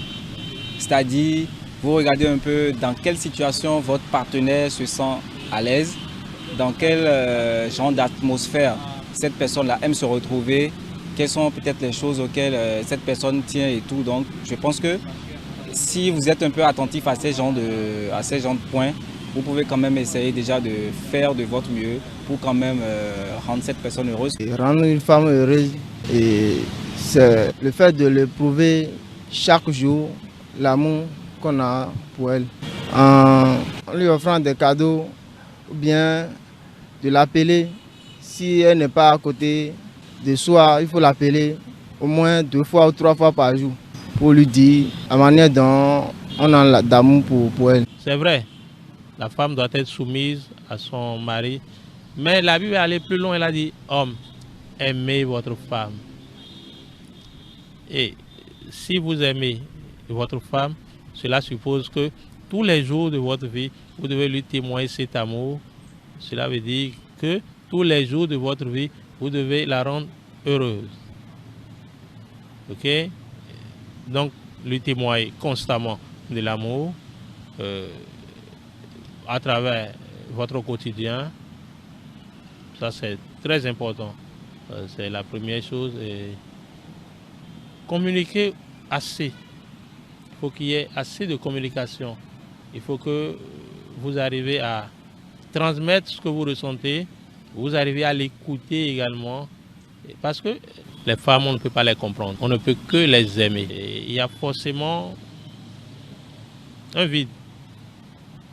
Donc moi, je pense que véritablement, pour rendre la femme heureuse, il s'agit d'abord de l'écouter, de la comprendre et surtout de l'aimer. C'est pas de manière universelle pour rendre une femme heureuse. Ça dépend d'abord de chaque femme. C'est à l'homme de savoir à quel genre de femme il a affaire. Si c'est une femme qui aime bien l'argent, qui aime bien les petits cadeaux, qui aime bien les attentions, c'est-à-dire c'est à l'homme de savoir à quel genre de femme il a affaire. Encore que toutes les femmes aiment bien être chouchoutées, aiment bien être gâtées et aiment être respectées, surtout. Et puis, rendre une femme heureuse, c'est aussi l'honorer. L'honorer aux yeux de tous. C'est pas la cacher, c'est l'honorer aux yeux de tous, c'est-à-dire l'épouser comme il se doit, devant Dieu, devant les hommes, devant tout le monde. Montrer que c'est sa femme, montrer qu'on l'aime, qu'on a du respect pour elle et qu'on tient à elle, qu'on ne veut pas la perdre. Sinon, on peut tout lui donner, elle ne se sentira pas vraiment heureuse. Il faut aussi de la présence. Donc pour rendre une femme heureuse, il faut beaucoup de choses. Mais c'est à l'homme de savoir quel est le type de femme que j'ai. Et dès qu'il sait ça, et il a déjà tout ce qu'il faut comme idée, il aura déjà tout ce qu'il faut comme idée pour la rendre heureuse.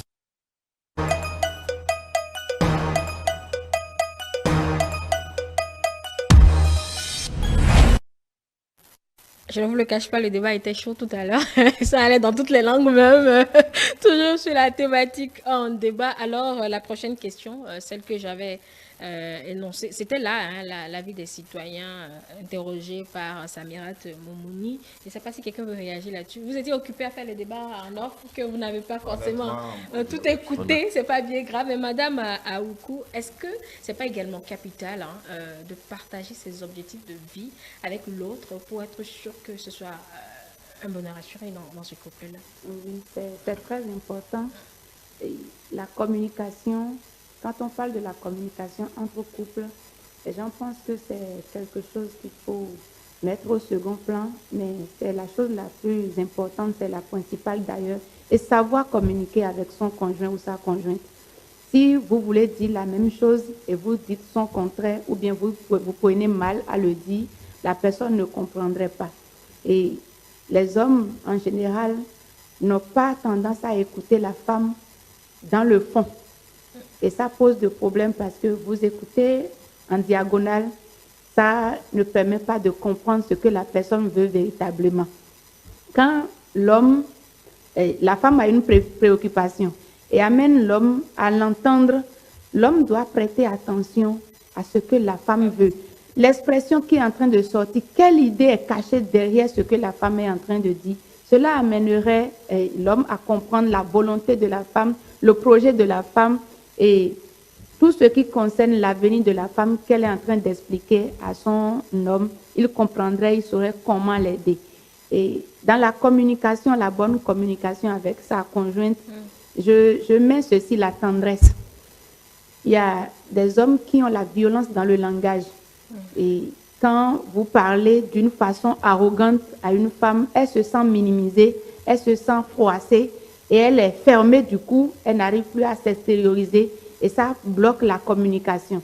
Donc, partager son projet avec son conjoint pour pouvoir comprendre ce qu'il veut ou bien ce que la femme veut, c'est dans la communication qu'on peut mettre tout ça. La façon de communiquer à deux.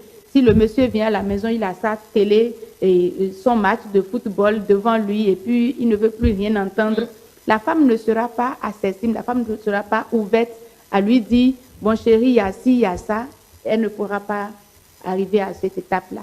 Mais si éventuellement l'homme vient, il lui accorde un tout petit peu de son temps, c'est vrai, peut-être qu'il est fatigué, c'est vrai, le match est là, mais la femme est plus importante que le match. Quand la femme se sent plus importante, elle se sent heureuse, elle se sent aimée. Je partage là, hein, je suis complètement d'accord. Malheureusement, M. Denelton n'aime pas qu'on généralise et il n'a pas tort parce que certains le font si bien, mais d'autres, franchement, c'est le match ou rien, hein, la femme. Bon, écoute, après le match, on va se retrouver, quoi. Je ne suis pas contre le fait qu'on généralise, bien au contraire. Ce que j'essaie juste d'expliquer, c'est qu'il y a des étapes. Si vous ne les franchissez pas, vous ne pouvez pas atteindre d'autres étapes. D'accord. Puisque même le sentimentalisme qu'on recherche chez certains hommes, c'est le rôle des neurones.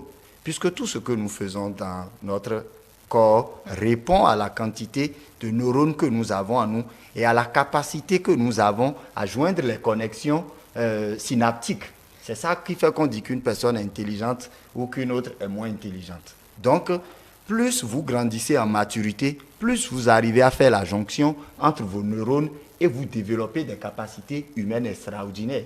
Mais et puis il faut dire certaines vérités que les gens n'aiment pas qu'on dise. Nous sommes dans un environnement où on aime faire trop de gris-gris. Et le rôle principal des gris-gris, c'est d'agir sur nos codes génétiques. Donc ça transforme des choses en nous, en d'autres informations. Par exemple, quelqu'un qui a l'habitude de faire trop de gris-gris pour dire qu'il veut être celui qui va arracher telle chose, il dénature un peu ses essences et même dans la communication, il veut s'imposer à tout le monde parce qu'il est en train de se détériorer à l'intérieur. Donc, nous devons nous connaître nous-mêmes. C'est pourquoi on dit connais-toi toi-même et tu connaîtras le reste du monde. Nous devons chercher ce qui, pas ce que nous croyons que nous sommes, mais ce qui est caché en nous que nous devons savoir. C'est ça le but d'une existence.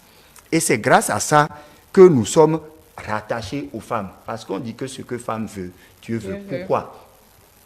Parce que c'est l'être entre l'homme et la femme qui accepte d'aider Dieu à corriger les erreurs de la nature. Les erreurs de la nature, ce sont les monstres que nous engendrons de par les comportements et les vices que nous développons au cours de plusieurs années. C'est pourquoi Dieu n'aime pas qu'on touche à la femme. Ah, il vous a dit ça? Bon. Bah, ça, je vous taquine, hein, c'est juste une petite boutade. Donc, Dieu n'aime pas qu'on touche à la femme. Mais au même moment, Dieu ne peut pas aimer toutes les femmes de la même façon parce que chacun a ses comportements.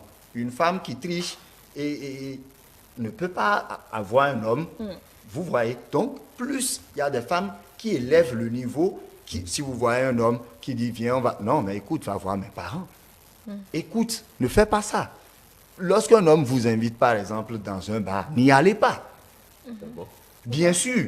Et comment je suis censé le trouver? Il n'a pas une maison. Si un homme vous invite dans un bar, ça veut dire déjà qu'il ne veut pas vous donner de la valeur chez lui. Le premier jour, tout de suite. Moi, mon père m'a dit, si tu respectes une femme, ne l'invite pas dans un bar. Je suis d'accord, c'est une philosophie. Donc, pourquoi pas? Mais après, le premier jour. Après, il y a des restaurants qui veulent vendre. Là, moi, je vais penser qu'il veut m'allonger.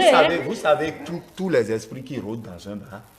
D'où les lieux où les gens s'unissent uniquement pour le plaisir, ce sont des lieux malsains. Puisque les cellules qui sont en nous ne sont pas dédiées pour le plaisir. L'homme est la seule espèce humaine de cette planète à dédier ses cellules uniquement pour son plaisir. Loin de moi l'idée de vous contredire, moi je cherche juste la police des débats, mais combien d'esprits sont déjà passés également par chez vous? Beaucoup. Parce que, évidemment. Parce que ce qu'on ne sait pas, c'est que nous sommes des canaux de transmission de messages. Voilà. Et nous ne nous appartenons que lorsque nous réalisons que nous ne devons pas permettre à tous les messages de transiter par nous. Moi, je ne regarde pas la télévision constamment si ce n'est pas des débats constructifs. Parce que tout ça, là, c'est des programmes pour formater les hommes que nous sommes à aller vers des centres de plaisir. Et c'est comme ça que des lobbies sont immensément riches. Ils exploitent nos plaisirs et ils se foutent de ce que ça a comme... trouver un endroit autre qu'un bar. Oui. Il faudra qu'on regarde. Voilà. Pas systématiquement, mais pas forcément. Bon, le président aujourd'hui, il a quand même fait des open space, des jardins où vous pouvez vous asseoir, apprendre à vous connaître. Mais il y a aussi beaucoup d'esprits qui ont pris par ce jardin. Bon. Moins vicieux. Des esprits peut-être moins vicieux. Puisque au moins là, vous n'allez pas ingurgiter quantité de bière parce que celui qui vous invite dans un bar, vous ne savez peut-être pas si son rôle, c'est de vous saouler et après de vous proposer des plans bizarres. Vous voyez? Bien sûr. Donc, le patronyme que vous portez en tant que femme, là, vous devez donner de la valeur à ça. C'est ça qui va faire que les hommes vont faire comme ça. Et quand un homme fait comme ça avant d'avoir une femme, il respecte cette femme. C'est aussi simple que ça. Merci, monsieur Dialantin. Je demandais tout à l'heure à madame Aouko, est-ce qu'il ne faudrait pas partager ses objectifs de vie avec l'autre pour construire ce bonheur de son conjoint, de sa conjointe, et également éviter les esprits de compétition, puisque quand vous êtes dans un couple où vous voulez forcément être au-dessus de l'autre, peut-être parce que vous avez déjà le même niveau intellectuel, vous avez une licence, vous avez un master, mais vous voulez montrer à l'autre en réalité que vous êtes super au-delà de lui. Est-ce que vous êtes sûr que votre conjointe-là sera heureuse dans ce couple-là? Elle aussi aura, si elle a l'esprit de compétition, voilà, et puis c'est parti vous irez vous arrêter où? À la dérive, c'est sûr. À l'agrégation avant d'arrêter. Non, mais vous savez, quand on dit couple, ça fait deux personnes de sexe opposé, le couple, qui s'unissent. Ne pas. C'est en fait dans deux sensibilités. Voilà, non, bien sûr, je ne suis pas sur ce terrain, voilà. Qui s'unissent pour mûrir, pour se rendre mature. Voyez-vous, on ne peut pas vivre dans un couple sans projet. Mais vous allez où? Vos enfants que vous faites, qu'est-ce que vous leur donnez comme... Même l'éducation, c'est un projet. L'éducation des enfants, c'est un projet. Alors, alors vous vivez pourquoi? Vous n'avez pas de boussole. Non, un couple doit avoir ce que j'appelle une boussole. Un plan de vie qui leur permettrait, n'est-ce pas, de dire, telle année, nous allons faire ça, telle année, nous allons faire ça, telle année, C'est vrai, il faut d'abord établir, même si ça ne marche pas, ça ne marche souvent, même si ça ne marche pas, il faut avoir un plan, un train de vie qui vous permettra, n'est-ce pas, de dire que, attention, nous sommes un couple heureux, parce que ça participe, n'est-ce pas, à l'émancipation, ça participe au bien-être du couple. Vivre sans plan, c'est une erreur. On doit pouvoir s'entendre et vivre dans la complicité, vivre dans la complicité. Et tout ça se base sur le dialogue. Un couple sans dialogue est un couple mort. Un couple, n'est-ce pas, qui n'a pas de boussole, qui ne sait réellement pas où vont-ils. Donc, il faut nécessairement instaurer le dialogue qui vous permettrait d'échanger, de parler de vos projets, et c'est sûr que ça va aller. La deuxième question, il ne faut jamais se dire je suis supérieur à ma femme. Et que l'homme debout est naturellement supérieur à sa femme. Puisque vous avez des côtes supérieures. Merci, bien solide d'ailleurs. Voilà, bien solide. Donc, maintenant, commencez par les idées encore de plus.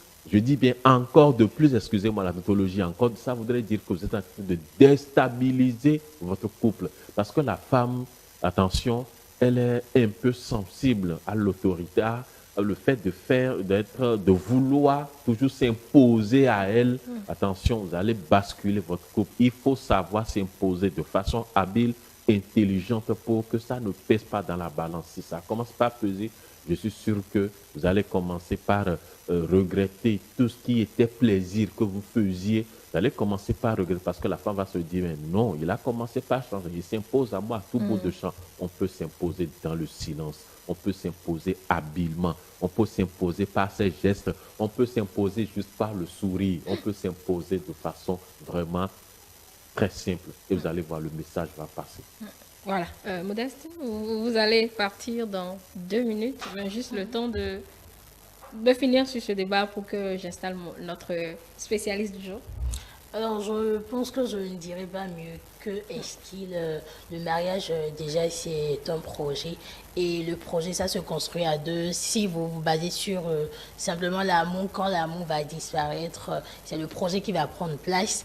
Et le projet, ça part déjà de l'homme qui est votre coach, l'homme qui vous pousse, cet homme qui vous pousse à aller de l'avant, cet homme qui vous pousse à accomplir vos projets, et c'est vice-versa du côté de la femme.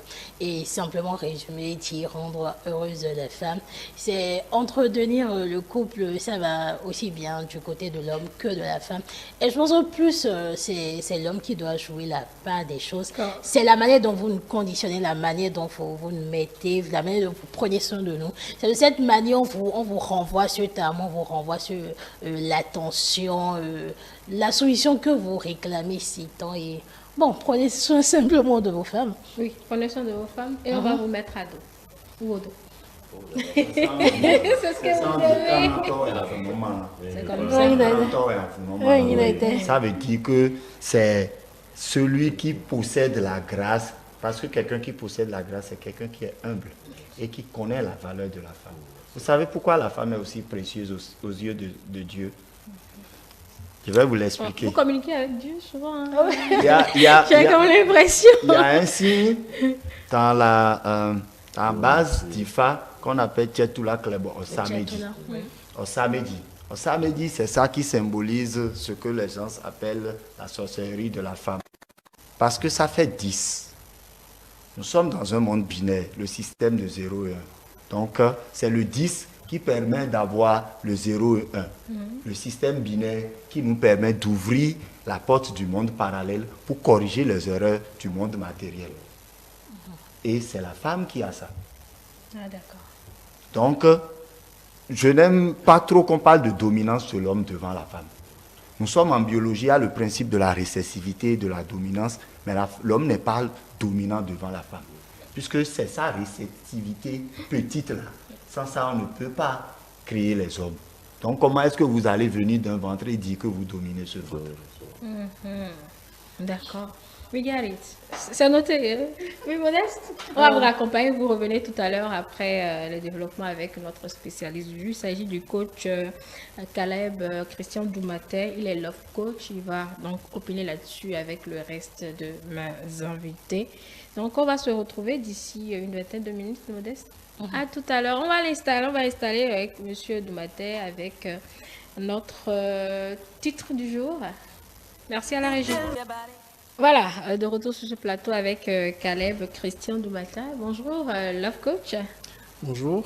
Bonne arrivée. Merci, c'est un plaisir d'être avec vous ce matin. Il est partagé ce plaisir. Et d'ailleurs, vous avez suivi nos échanges certainement avec plaisir. Bien sûr.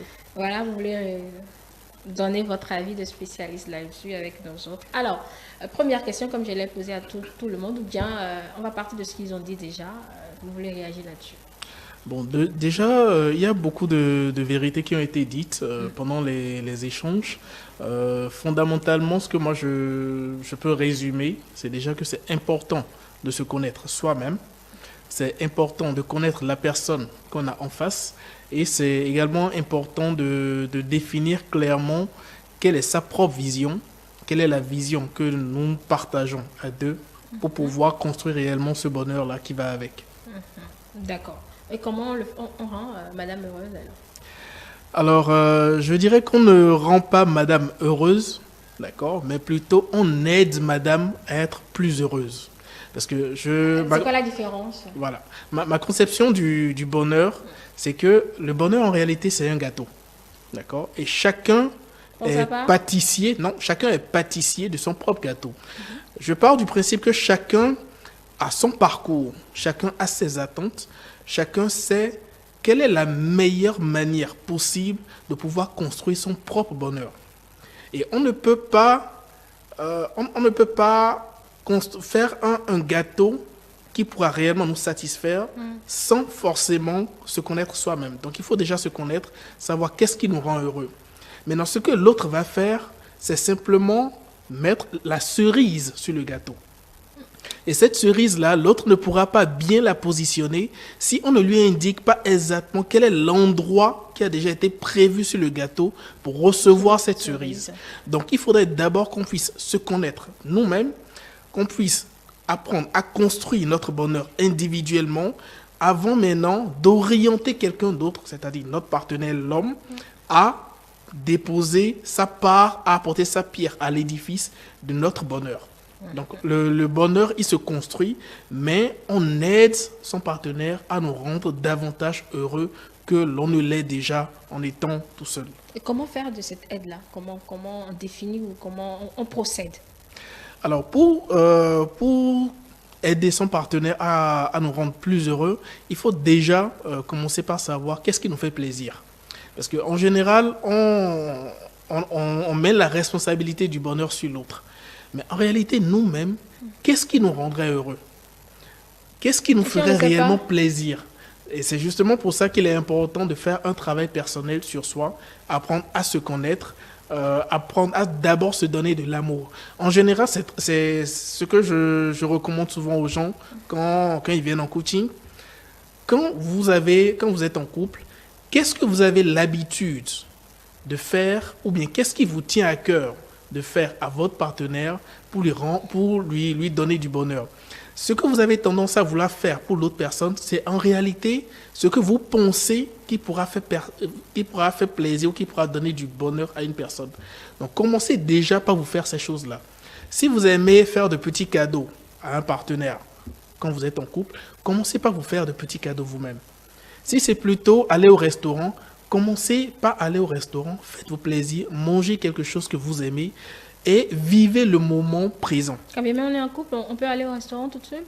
Non, je dis avant de rentrer en couple. Avant de rentrer en couple, il faut d'abord apprendre à se faire plaisir, à être heureux tout seul. Et c'est dans cette démarche-là qu'il faut apprendre à se faire plaisir soi-même, à se donner beaucoup d'amour, à se dire des paroles valorisantes.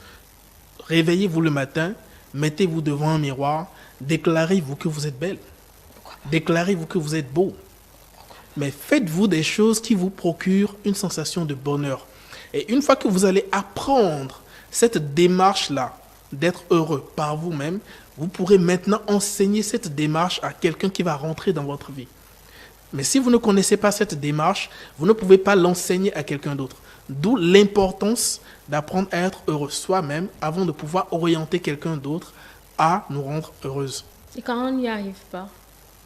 Mais justement, il y a un travail profond qu'il faut faire ce soir. Et je pense que notre cher ami en a assez parlé. Oui, il a abordé le sujet de long en large. C'est important de faire un travail sur soi-même, de faire un travail d'analyse sur soi-même, de savoir qui on est, d'où on vient, qu'est-ce qui nous a marqué par le passé, comment est-ce qu'on peut guérir de ces blessures-là qui nous ont marqués, que ce soit dans l'enfance avec l'histoire de nos parents, mais également qu'est-ce qui nous a marqué dans les histoires que nous-mêmes nous avons vécues. Avant maintenant de pouvoir se reconstruire, il y a cette étape-là de reconstruction que beaucoup de personnes ne font pas et qui rentrent dans des relations avec des blessures et ils reportent cet art-là justement dans la nouvelle relation. Et ça fait que beaucoup de relations commencent aujourd'hui avec un gros handicap. Donc, on n'a pas pris le temps de guérir des blessures et on ramène ces blessures, ce qui fait que l'autre, le partenaire qu'on a en face, pour un oui ou pour un non, on a des réactions exacerbées. Oui. Et l'autre ne comprend pas, mais pourquoi tu réagis comme ça? Pour ce petit truc que j'ai fait, mais tu as déjà réagi de façon disproportionnée. Donc c'est important de guérir de ces blessures avant de rentrer dans une nouvelle relation, avant de pouvoir enseigner à une personne comment nous faire plaisir. Tout ce qu'on dit, il y a des corrélations. Voilà. Est-ce qu'il y a une durée pour guérir de ces blessures, pour ne pas commettre peut-être des mêmes erreurs dans cette nouvelle relation de vie qu'on essaie de construire, qui va participer à notre bonheur? Alors, il n'y a pas de durée standard. Chaque histoire est particulière, chaque blessure est particulière et nous avons différents types de personnalités. Donc, en fonction de qui vous êtes, vous devez prendre le temps de guérir réellement des blessures que vous avez eues par le passé avant maintenant de pouvoir vous lancer dans une nouvelle relation. Et savoir qu'on a réellement guéri de ces blessures par le passé, c'est avoir cette capacité-là d'être heureux tout seul. Parce que tant que vous allez traîner les blessures du passé, vous aurez toujours un sentiment de malaise, de mal-être en vous-même. Donc quand vous arrivez à vous libérer de ce mal-être-là, à être pleinement heureux, à regarder la vie de façon positive, vous pouvez estimer à partir de ce moment-là que vous avez quand même fait un gros progrès par rapport à vos blessures avant maintenant de commencer une nouvelle relation. Et quel est le standard pour être, je vais dire, compatible? C'est-à-dire, quand on est là, on fait tout, mais ça ne va pas, on ne trouve pas forcément son bonheur. Quel est le standard pour pouvoir se départir peut-être de ce mal-être-là ou bien de ce manque de bonheur? Il n'y a pas de standard en tant que tel, parce que chaque personne est particulière. Et c'est un sentiment, c'est une sensation que l'on a en interne. Personne d'autre ne peut évaluer cet état-là de mal-être ou de bien-être que vous arrivez à avoir. Mais c'est vous seul qui pouvez savoir en votre fort intérieur, oui, je suis arrivé à un niveau où maintenant je me sens épanoui, je me sens vivant, je prends plaisir à savourer chaque jour, chaque instant que la vie m'offre. Donc, ce n'est pas en fait une corvée à vivre quand on est à deux, se supporter par obligation. Il faudrait prendre le plaisir de vivre en présence, en compagnie de l'autre. Comme j'aime le dire, c'est dans une relation, c'est la paix du cœur qui prime. En réalité, le bonheur dont on est en train de parler, c'est la paix du cœur. Quand vous êtes en face de quelqu'un, quand vous regardez cette personne-là, vous êtes épanoui. Vous prenez du plaisir à passer du temps avec cette personne-là. Il y a cette joie-là qui vous anime, vous êtes en paix. Et sa présence vous comble, en fait, totalement. Totalement. Donc, en réalité, c'est cette paix du cœur-là qu'on recherche. Et c'est pour ça que j'aime souvent dire, la qualité d'une relation ne se mesure pas par les bons moments qu'on passe. Mais ça se mesure surtout par la manière dont on arrive à surmonter les moments difficiles. Et beaucoup de couples ne savent pas forcément surmonter ces moments difficiles-là. La paix du cœur, c'est d'arriver, ce n'est pas l'absence de difficultés, mais c'est la capacité à pouvoir surmonter les difficultés qu'on traverse. On a une situation aujourd'hui, c'est difficile, où tu as fait quelque chose qui m'a offensé. Ah, chérie, écoute, il y a telle chose, tu as fait, franchement, je n'ai pas aimé. Ça m'a fait me sentir mal, ça m'a fait me sentir rabaissé ou je ne me suis pas senti respecté. Ah, franchement, chérie, ce n'était pas mon intention de te procurer cette sensation. Je te promets de ne plus reprendre. On arrive à se comprendre, on arrive à initier en fait une culture en fait de la résolution pacifique des difficultés dans le couple. Mais malheureusement, dans la plupart des couples, dès qu'on dit « Ah, tu as fait telle chose, je n'ai pas aimé. Ah non, toi, c'est toujours comme ça, c'est toi qui fais telle chose. Ah, ou bien écoute, moi, je suis comme ça, c'est apprendre à laisser. » Ou bien quand toi, tu fais, moi, je dis rien. Pourquoi toi, tu vas dire comment je fais? Voilà, exactement. À ce niveau, il faut trouver le bon moment pour le dire. Tout à fait. Et la manière. Oui. Il faut laisser évacuer. Parce que la colère, c'est notre principal ennemi dans le foyer. Oui. Et quand nous nous mettons en colère, ça peut gâter beaucoup de choses. Donc, l'homme, surtout l'homme, puisque la femme a beaucoup d'informations en elle qu'elle doit traiter à la fois de ce que son organisme se prépare toujours pour porter la vie. Donc, elle est née à fleur de peau. Donc, c'est à l'homme de comprendre, lorsqu'il y a une situation d'extrême frustration, de prendre son mal en patience, puisqu'il est l'homme. C'est pourquoi on dit enfant sous nous. Il ferme la bouche, il fait comme si de rien n'était, tout passe, et c'est dans un moment de comble absolu où la femme est extasiée qui profite pour lui dire à mon dieu le dit on roule bon et ouais câble bon les azambi dehors et quand on dit mais pour nous ensemble et ben il faut aimer on tourne mais à dehors ouais bon mambana c'est nous là ouvert d'eau comme ça on se construit tout à fait ensemble. Et le projet est souvent un projet commun, comme il a dit. La cerise sur le gâteau, c'est que l'homme, à partir du moment où les deux se rencontrent, les vrais couples ne ressentent pas le besoin tout de suite de se mettre ensemble. Ils apprécient la mission de vie de chacun et leur capacité à intégrer rapidement le niveau de l'autre et son niveau personnel pour voir comment moi je fais pendant qu'elle est en train de faire pour que dès qu'on est prêt ensemble. Donc quand on se met en couple, c'est pour dérouler le plan de vie. Exactement. Ce n'est pas pour chercher quoi faire ensemble. Oui, Ok. tout à fait.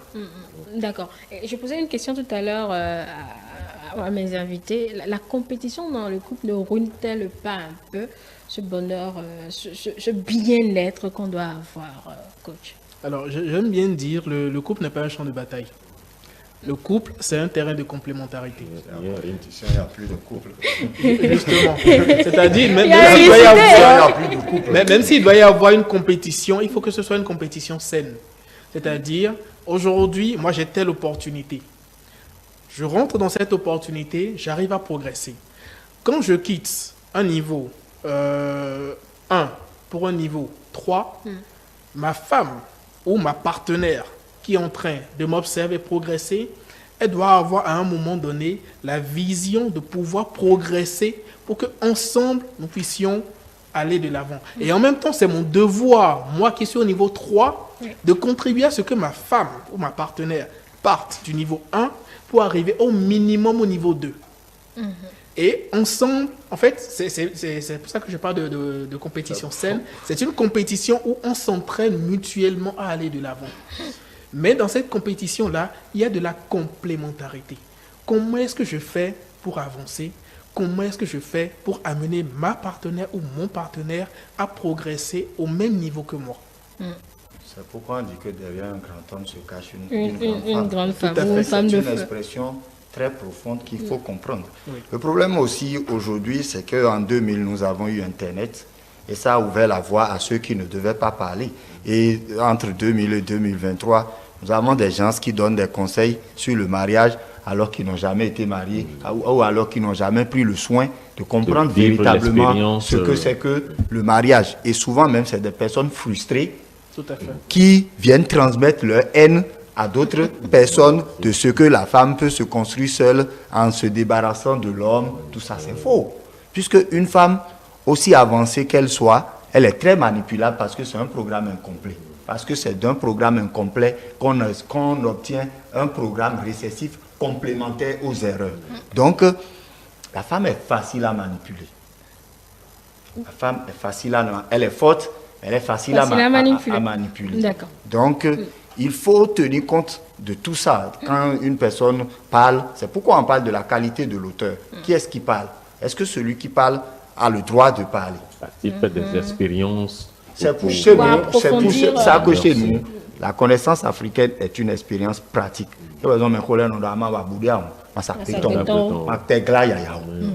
D'accord, merci beaucoup monsieur Jonathan. Pour finir, parce qu'on n'a plus le temps, la question que je voudrais vous poser, quand on partage ses objectifs, sa vision avec son partenaire et qu'on ne s'y retrouve pas, est-ce qu'il faudrait forcément formater cela, l'obliger à garder, ou chacun peut prendre son parti et s'en aller pour chercher son bonheur ailleurs? Pardon, on va commencer par vous. Non, vous savez, une fois que vous êtes ensemble, je suppose que ça fait déjà des années, vous devez vous connaître. Et se connaître, là, voudrait dire que vous avez déjà fait des expériences, comme l'a dit mon frère, vous avez déjà fait des expériences qui ont prouvé cette compatibilité.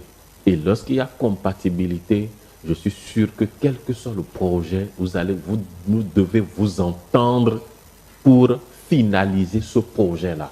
Mais on l'a déjà dit, cette compatibilité, on ne cherche pas forcément à faire cette compatibilité, on se met ensemble et puis bon, on verra ce que l'avenir nous réserve. Non, jamais, ce serait une erreur. Se met ensemble, c'est vous qui préparez votre avenir. C'est le couple qui prépare son avenir. Ça ne viendra de nulle part. Non, il n'y a pas le hasard n'existe pas dans la vie. Tout est principe dans la vie. Et lorsque vous maîtrisez les principes de la vie, je vous assure que tout baigne, tout va. Mais les couples qui n'ont pas fait ce processus, doivent-ils se réinventer? Oui, si c'est possible. Oui, si c'est possible. Parce que, en fait, quand vous mettez ensemble, c'est vrai, vous allez peut-être tout faire pour pouvoir réajuster votre, comment on l'appelle, votre couple Si la nature a voulu que vous soyez ensemble, ça va prendre. Si la nature n'a pas voulu, quelque chose, ça ne prendra pas. Alors il vaut mieux le plus tôt possible que chacun aille chercher son chemin. Oui, Madame Aouko, vous avez la parole sur la question. Oui. Oui, quand vous avez déjà votre projet et l'autre ne s'y retrouve pas, est-ce qu'il faut abandonner? Est-ce qu'il faut forcer? Oui. S'il faut forcer le projet, je dirais trouver le juste milieu. La complicité du couple, ça nous amène à ne pas être ferme. Il n'y a pas de fermeté ni de la part de l'homme ni de la part de la femme. C'est comme ça, c'est ce qui doit être fait, c'est comme ça doit se passer. Le mari ne peut pas arriver à ce point et la femme aussi ne peut pas arriver à ce point. Trouvez toujours le juste milieu parce que c'est vous deux qui êtes devenus une seule personne. Si vous êtes ensemble, si Dieu a permis que vous soyez sous le même toit, ce n'est pas un hasard. Ça veut dire qu'il y a la volonté de Dieu qui est là et vous devez chercher le juste milieu. Ne dites pas parce que ce que je veux faire, mon conjoint n'est pas d'accord, mais ma conjointe ne m'accompagne pas, que cela ne lui plaît pas. Qu'est-ce que l'autre pourrait faire dans ce cas-là? Ou bien qu'est-ce qu'il faut réaménager? Qu'est-ce qu'il faut enlever? Qu'est-ce qu'il faut ajouter? Il y a toujours une issue pour deux personnes qui s'aiment. Il y a toujours une solution. Donc, communiquez ensemble, cherchez à comprendre, cherchez à fouiller. Et toujours pour vous deux, il y a toujours une porte de sortie. Monsieur Dianantin Ardant? Oui, merci la même madame. question. Vous savez, c'est dans l'impasse que les solutions semblent compliquées. Et l'impasse, c'est quoi? C'est lorsque vous ne savez pas où donner de la tête. Et moi, dans mon chemin initiatique, ce que j'ai appris, c'est que lorsque vous êtes un homme et que vous voulez vous connaître, vous cherchez d'abord à connaître l'entité qui vous a incarné. Si vous êtes de race pure, vous serez par exemple, je donne un exemple, Tchétoula Klebok, Bémédi. Si vous êtes Bémédi, ça veut dire que vous êtes de race pure, ça veut dire qu'il n'y a pas trop de contradictions en vous. Ça peut ne pas être totalement pur. Mais à partir du moment où quelqu'un est par exemple Tchétoula Klebok, Pétoula, ça veut dire qu'il y a plusieurs entités dominantes qui sont déjà au sein de son être. Ça veut dire que son esprit, l'entité qui l'incarne, n'est pas encore imposée. Là, Edona Ifazume.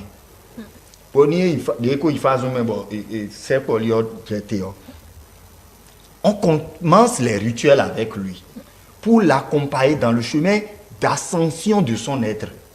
Et c'est lorsqu'il arrive à un niveau où, puisque ce que le frère est en train de dire, quand il y a deux entités comme ça veut dire que l'être a des frustrations, il y a beaucoup de choses dans cette personne qui ne sont pas en paix. Donc cette personne même n'est pas en paix.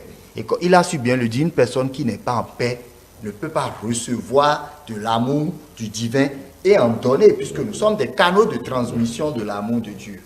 Mais si à un moment il y a des choses en nous qui ont bloqué ce canal, l'amour, le flux ne peut plus circuler chez nous. Et donc pour permettre la circulation, évidemment, il y a plusieurs confréries des religions qui permettent. Mais moi je parle de ce que je connais, c'est Ifa. On questionne votre ascendant, puisque nous ne sommes que le retour d'un ancêtre pour continuer l'amélioration du programme familial jusqu'à obtenir la bonne semence. Donc, lorsqu'on a situé l'entité, on le corrige, puisque chez nous, au niveau des hommes, c'est le Legba qui est notre guide spirituel. Donc, on commence par aller vers le Legba, on commence par utiliser les médicaments qu'on utilise, parce qu'en réalité, peut-être, on a beaucoup d'infections, puisque nos parents peut-être avaient souffert de maux, et qui aussi sont des entraves à notre épanouissement, parce qu'il y a des cellules en nous qui attaquent le foie. Et donc avec IFA, on se restaure progressivement, et on aide aussi la femme à se restaurer, parce qu'à partir du moment où on commence par se restaurer, IFA vous dit par exemple que le domaine dans lequel vous travaillez n'est pas le domaine dans lequel vous êtes censé travailler. Or, vous allez constater qu'il y a des gens qui travaillent, mais qui ne sont pas épanouis sur leur lieu de travail. Et ça n'a pas à voir avec le salaire qui gagne. Oui, vous êtes le seul maître de votre science ici. Il n'y a personne pour vous contredire. Donc, nous ne pouvons que boire, que les téléspectateurs nous en excusent. C'est un domaine des maîtres ascensionnés, comme il a dit. Donc, nous l'acceptons ainsi, mais quand même, votre apport a été très, très, très précieux. Merci à vous, Monsieur Dianantin. Oui, Monsieur Doumaté, vous avez la parole sur la même question pour qu'on finisse ces échanges. Alors, on ne peut pas, déjà quand on est deux personnes qui sont qui sont en relation, qui sont en couple, c'est que d'une certaine manière, il y a eu quand même un certain travail préalable avant qu'on ne décide de s'engager. D'accord? Et on ne peut pas s'engager avec une personne qu'on ne connaît pas. Donc, j'estime qu'il y a quand même un minimum de connaissances qu'on a de l'autre. Et par rapport à cette connaissance-là, on estime qu'on peut se projeter avec cette personne. Avant maintenant de pouvoir déposer réellement les projets sur la table et de voir comment est-ce qu'on peut concrétiser ces projets-là ensemble. Alors, en soi, moi, je me dis, à partir du moment où dans un couple, il n'y a pas de projet contradictoire, il n'y a pas de raison qu'on ne puisse pas trouver un juste milieu. Et le juste milieu, c'est de pouvoir faire des concessions. On peut avoir un homme qui peut vouloir être père, on va dire dans 1 an, mais la femme ne l'est peut-être pas, elle n'est forcément pas prête. Mais sous quel délai est-ce qu'elle pense pouvoir être prête pour être mère? Et par rapport à ça, le couple va pouvoir discuter, va pouvoir mettre sur la table quelles sont les ressources dont on dispose. Déjà, les ressources psychologiques. Est-ce que psychologiquement, je suis prêt? Est-ce que tu es prête? Financièrement, est-ce qu'on est prêt? Matériellement, qu'en est-il de toi? Qu'en est-il de moi? Et on va pouvoir trouver maintenant un juste milieu qui permettra au couple de pouvoir décider réellement à quel moment est-ce qu'on va pouvoir concrétiser ce projet qui est cher à tous les deux. D'accord. Donc, c'est important de discuter, c'est important de faire des concessions, de trouver un équilibre pour pouvoir avancer dans la concrétisation des projets du couple. On ne peut jamais finir d'en parler. Nous ne prétendons pas avoir la science infuse. Ce sont les opinions de nos invités et de notre Love Coach. Vous pouvez avoir d'autres opinions sur la thématique. Vous pouvez toujours nous contacter sur nos numéros et partager ces opinions avec nous. Nous nous ferons le plaisir de partager donc avec vous sur nos prochaines émissions. C'est ainsi donc que prend fin la discussion de ce matin, le Sans Tabou. La prochaine étape, c'est bien évidemment le quiz. Est-ce qu'on va s'installer? On y va directement. Je laisse là l'appréciation de la régie de l'équipe technique du jour. Qu'est-ce qu'on fait?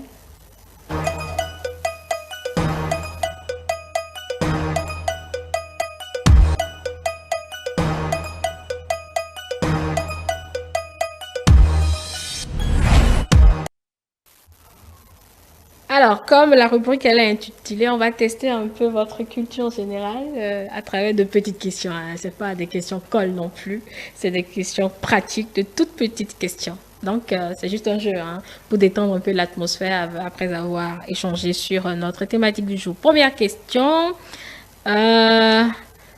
Bizarrement, je n'ai pas la première question sur ma page. Bon, je vais profiter de la régie. Voilà, on va vous montrer des photos.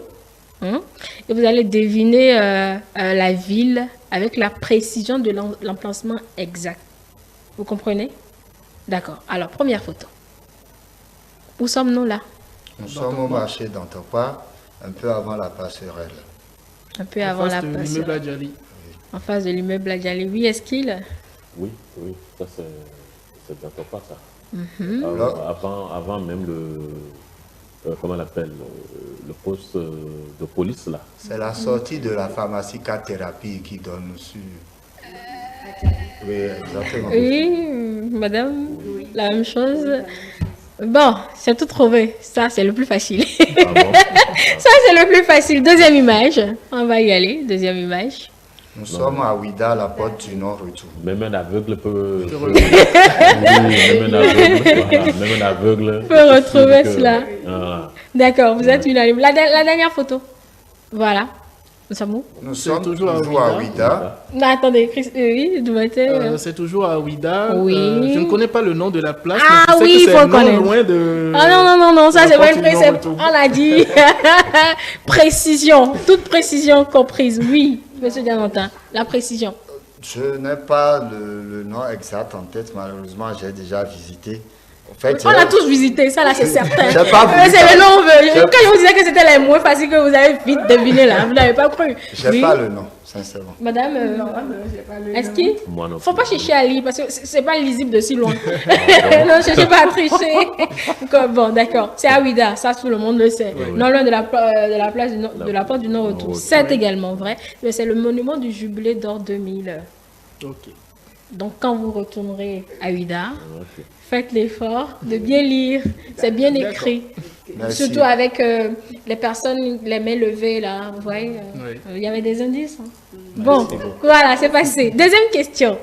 La chose sérieuse commence. Quelle est la capitale du Zimbabwe? Harare.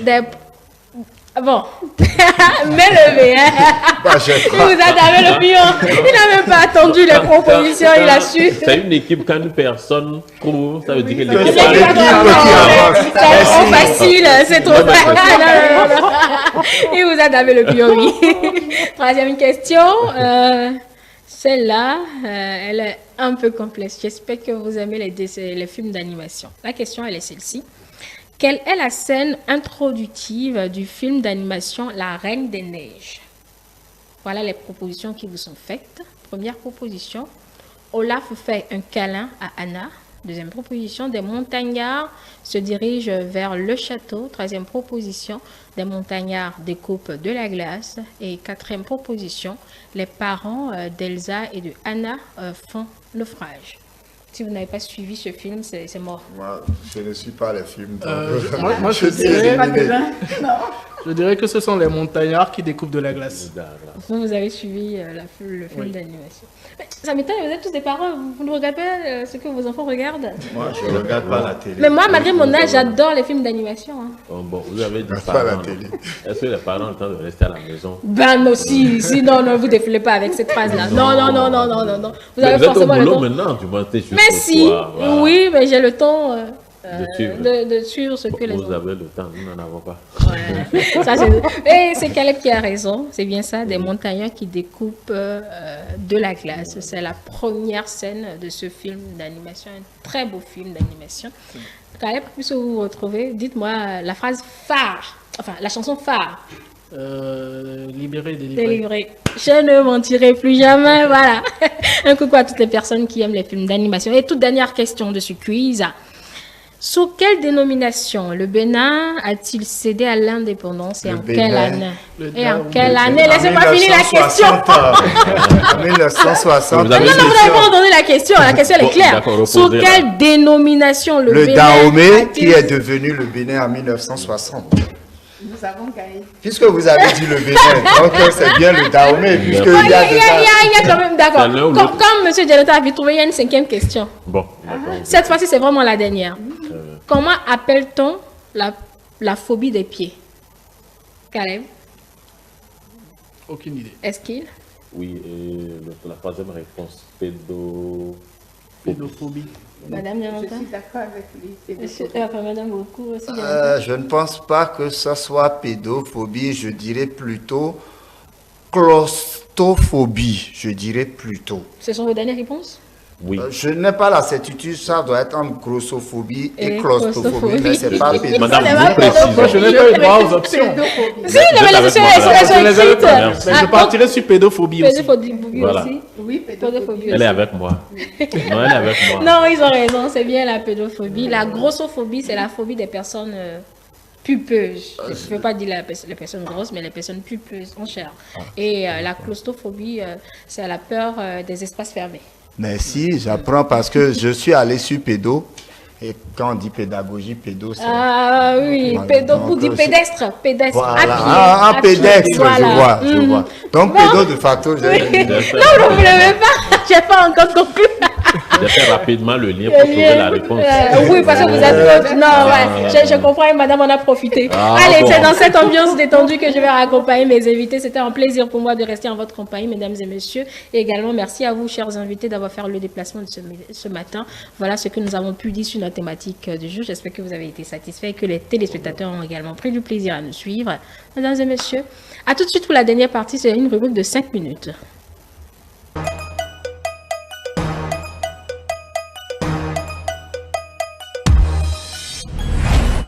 On n'a plus beaucoup de temps, donc il faudra qu'on speed. Vous avez suivi les débats. Modeste était Samirat. Malheureusement, vous ne pouvez plus parler parce que là, on n'a plus le temps. Il faudra bien la toute dernière rubrique astuces et mots du jour. La dernière fois, Modeste, on parlait de morphologie. On a parlé de la morphologie INS. Vous avez pu déterminer la vôtre? Je sais simplement que j'ai eu l'épaule. Tous les exemples qu'on a donnés la dernière fois, vous n'avez pas pu déterminer. Non, mais parce que je suis au-delà des morphologies, donc je ne sais forcément pas où non, je vous n'êtes me pas trouve. au-delà des morphologies. Les morphologies sont des standards. Ça existe, donc vous n'êtes pas au-delà. Aujourd'hui, je vais vous dire votre morphologie, rassurez-moi. Aujourd'hui, on va parler de la morphologie V. La morphologie V ou morphologie en triangle inversé. Si la régie le permet, on va voir un peu l'image. Voilà un peu la morphologie V. La morphologie en V désigne la forme de la structure externe d'une femme en forme V. En d'autres termes, il s'agit d'une forme de corps en V fine ou ronde. Caractéristiques, épaules plus larges que les hanches souvent étroites, silhouette mince et très pulpeuse. Quels sont les vêtements à privilégier avec une morphologie V? Eh bien, il faudrait des vêtements en forme pour étoffer un peu le bas de votre silhouette au niveau de la zone de vos hanches, comme les pantalons carottes par exemple. Si vous avez la taille épaisse, optez pour des pantalons taille normale et vous pouvez soit porter des hauts par-dessus vos pantalons, soit porter à l'intérieur, les faisant blouser. C'est un peu les vêtements à privilégier donc quand vous êtes de la morphologie V. Tout à l'heure, vous verrez en image ce que nous sommes en train de vous proposer là comme vêtements à privilégier. Quels sont maintenant les vêtements à éviter? Les vêtements à éviter, eh bien, éviter les vestes très épaulées, les hauts courts, les hauts à capuche, les hauts moulants si vous souhaitez atténuer votre carrure, les jeans skinny car ils augmentent le contraste entre l'étroitesse de vos hanches et la largeur de vos bustes. Voilà un peu quelques vêtements à éviter. Maintenant, des images de ce que nous vous proposons comme vêtements à privilégier. La régie va nous aider. Voilà un peu. Des hauts, des pantalons, des robes. Vous devez vous retrouver dans ces registres-là pour être sûr d'être bien habillé quand vous êtes de morphologie V. Alors, Modeste, après cela, est-ce que vous connaissez maintenant votre morphologie? Oui, je pense que je me retrouve dans vous vous retrouvez finalement? Je pense avec plutôt avec mon épaule après ça. Bon. Vous êtes de la morphologie V. Ça là, je peux vous le confirmer. Oui, mais vous avez les épaules développées, très peu de hanches. Voilà.